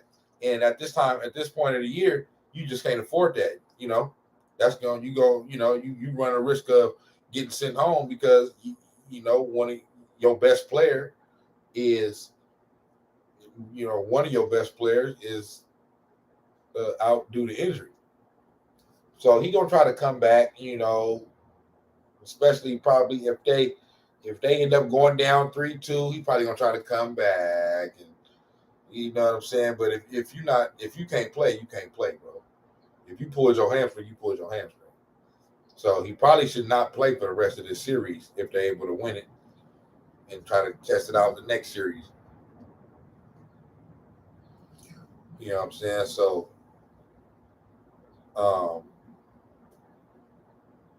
yeah.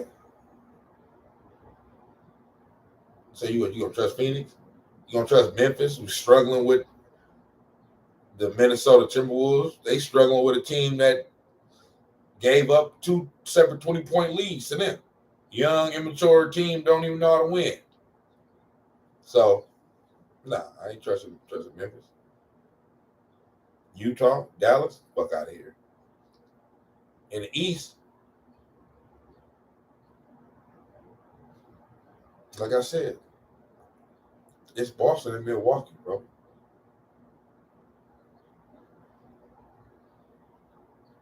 You know what I mean? And even Boston haven't won, but they've gotten close. You know what I mean? Eastern Conference Finals and stuff like that. So at least they got that much. And Milwaukee won it. But Chicago, please, they get ready to get bounced. Brooklyn, fuck out of here. Them niggas supposed to be this and that, but they ain't got no type of leadership. So they don't know. They just running them up, just doing whatever the fuck they want to do. And they ran into a disciplined team, and now they getting their ass bust. And they don't know how to react. So, but them, nope.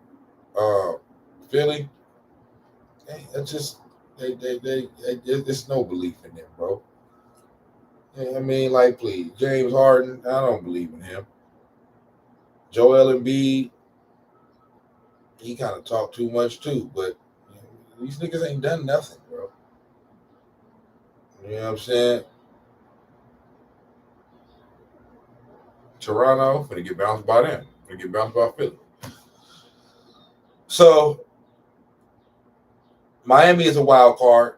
Miami's a wild card because they're a tough-minded team. And if they catch you on a bad day, they can beat you. If you know what I mean, if you let them rough you up, and if you let them muck the game up and kind of, get you to play how they want to play, you know what I'm saying? They could be a wild card, but yeah, right now my favorites, my realistic favorites are, and on some real shit, until Devin Booker come back, I gotta omit the Suns from realistic favorites. I think that they could still win this series without him against the Pelicans, but you're not getting to the finals. You're not getting past Golden State without Devin Booker. So I say, I say, for me, realistic contenders right now are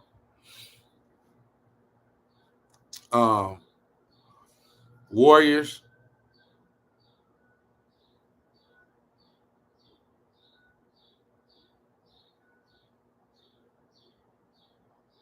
Bucks,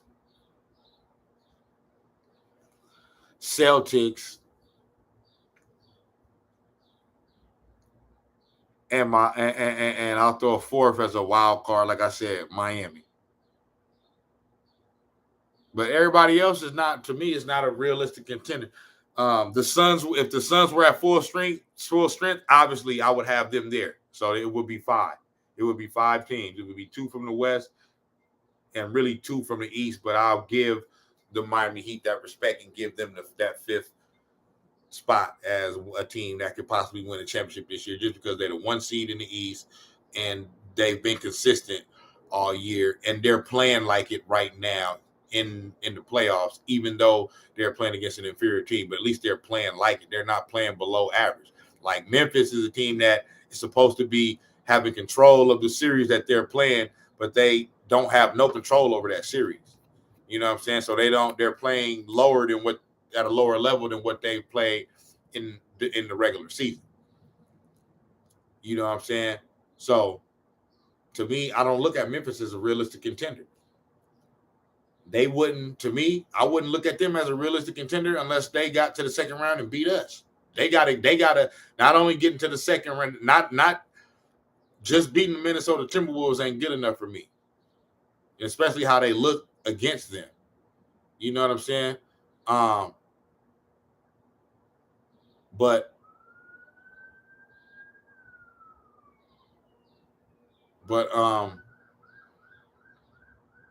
if they was that, get to the second round against us and beat us in the series and send us home, and then they in the Western Conference Finals, okay, then yeah.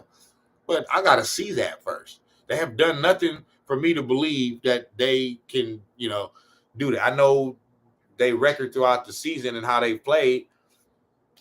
That's what it looked like going into the playoffs. But after 4 games against the Minnesota Timberwolves in this series, I see that they're not quite up to par yet. They're not quite ready just yet. Okay. I know Minnesota that's no slight on Minnesota. Minnesota is a good young up and coming team too. We not Minnesota, bro. We not Minnesota. And I know styles make fights, and sometimes it's a team may match up better. The Grizzlies may match up better with y'all than Minnesota. We not Minnesota. Y'all can think that shit all y'all want. We not Minnesota. So you get down 26 points to us in a game. You get down 26 points to the Warriors, you're losing by 30.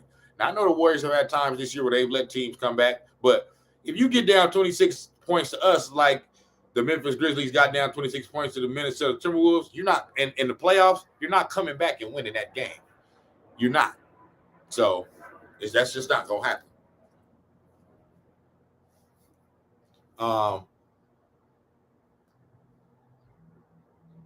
So that's that, man. And I'll say Boston, Brooklyn, Philly, Toronto, Milwaukee, Chicago, Miami, Atlanta. So yeah, I basically talked about everything. I talked about all that, and I talked about every series in the East, basically. Talked about every series in the West, except for Utah and Dallas. They don't deserve to get talked about. That's basically it. That's where I'm at right now, man. I done went for 2 hours, man. I'm over 2 hours now, man. But yeah, you know, it is what it is, man. You know what I mean? I just want to give my spiel. Games is getting ready to come on here in about an hour or 2 hour and a half. I'm finna, you know what I mean, jump on my bike real quick, take a quick little bike ride, come back to the house, roll some more weed, you know what I'm saying, smoke, and watch these games. You feel me? Wait for my wife and daughter to come home and eat me some damn dinner. So, yeah, I'll be back at y'all, man. Maybe later on today. I do want to talk about Debo. I want to talk about Debo Samuel for the 49ers and how he requested the trade and stuff like that. So I probably might do that a little bit later on today or tomorrow or some shit. So, but yeah, I'm going, man. Snax on Sports. I'll get at y'all.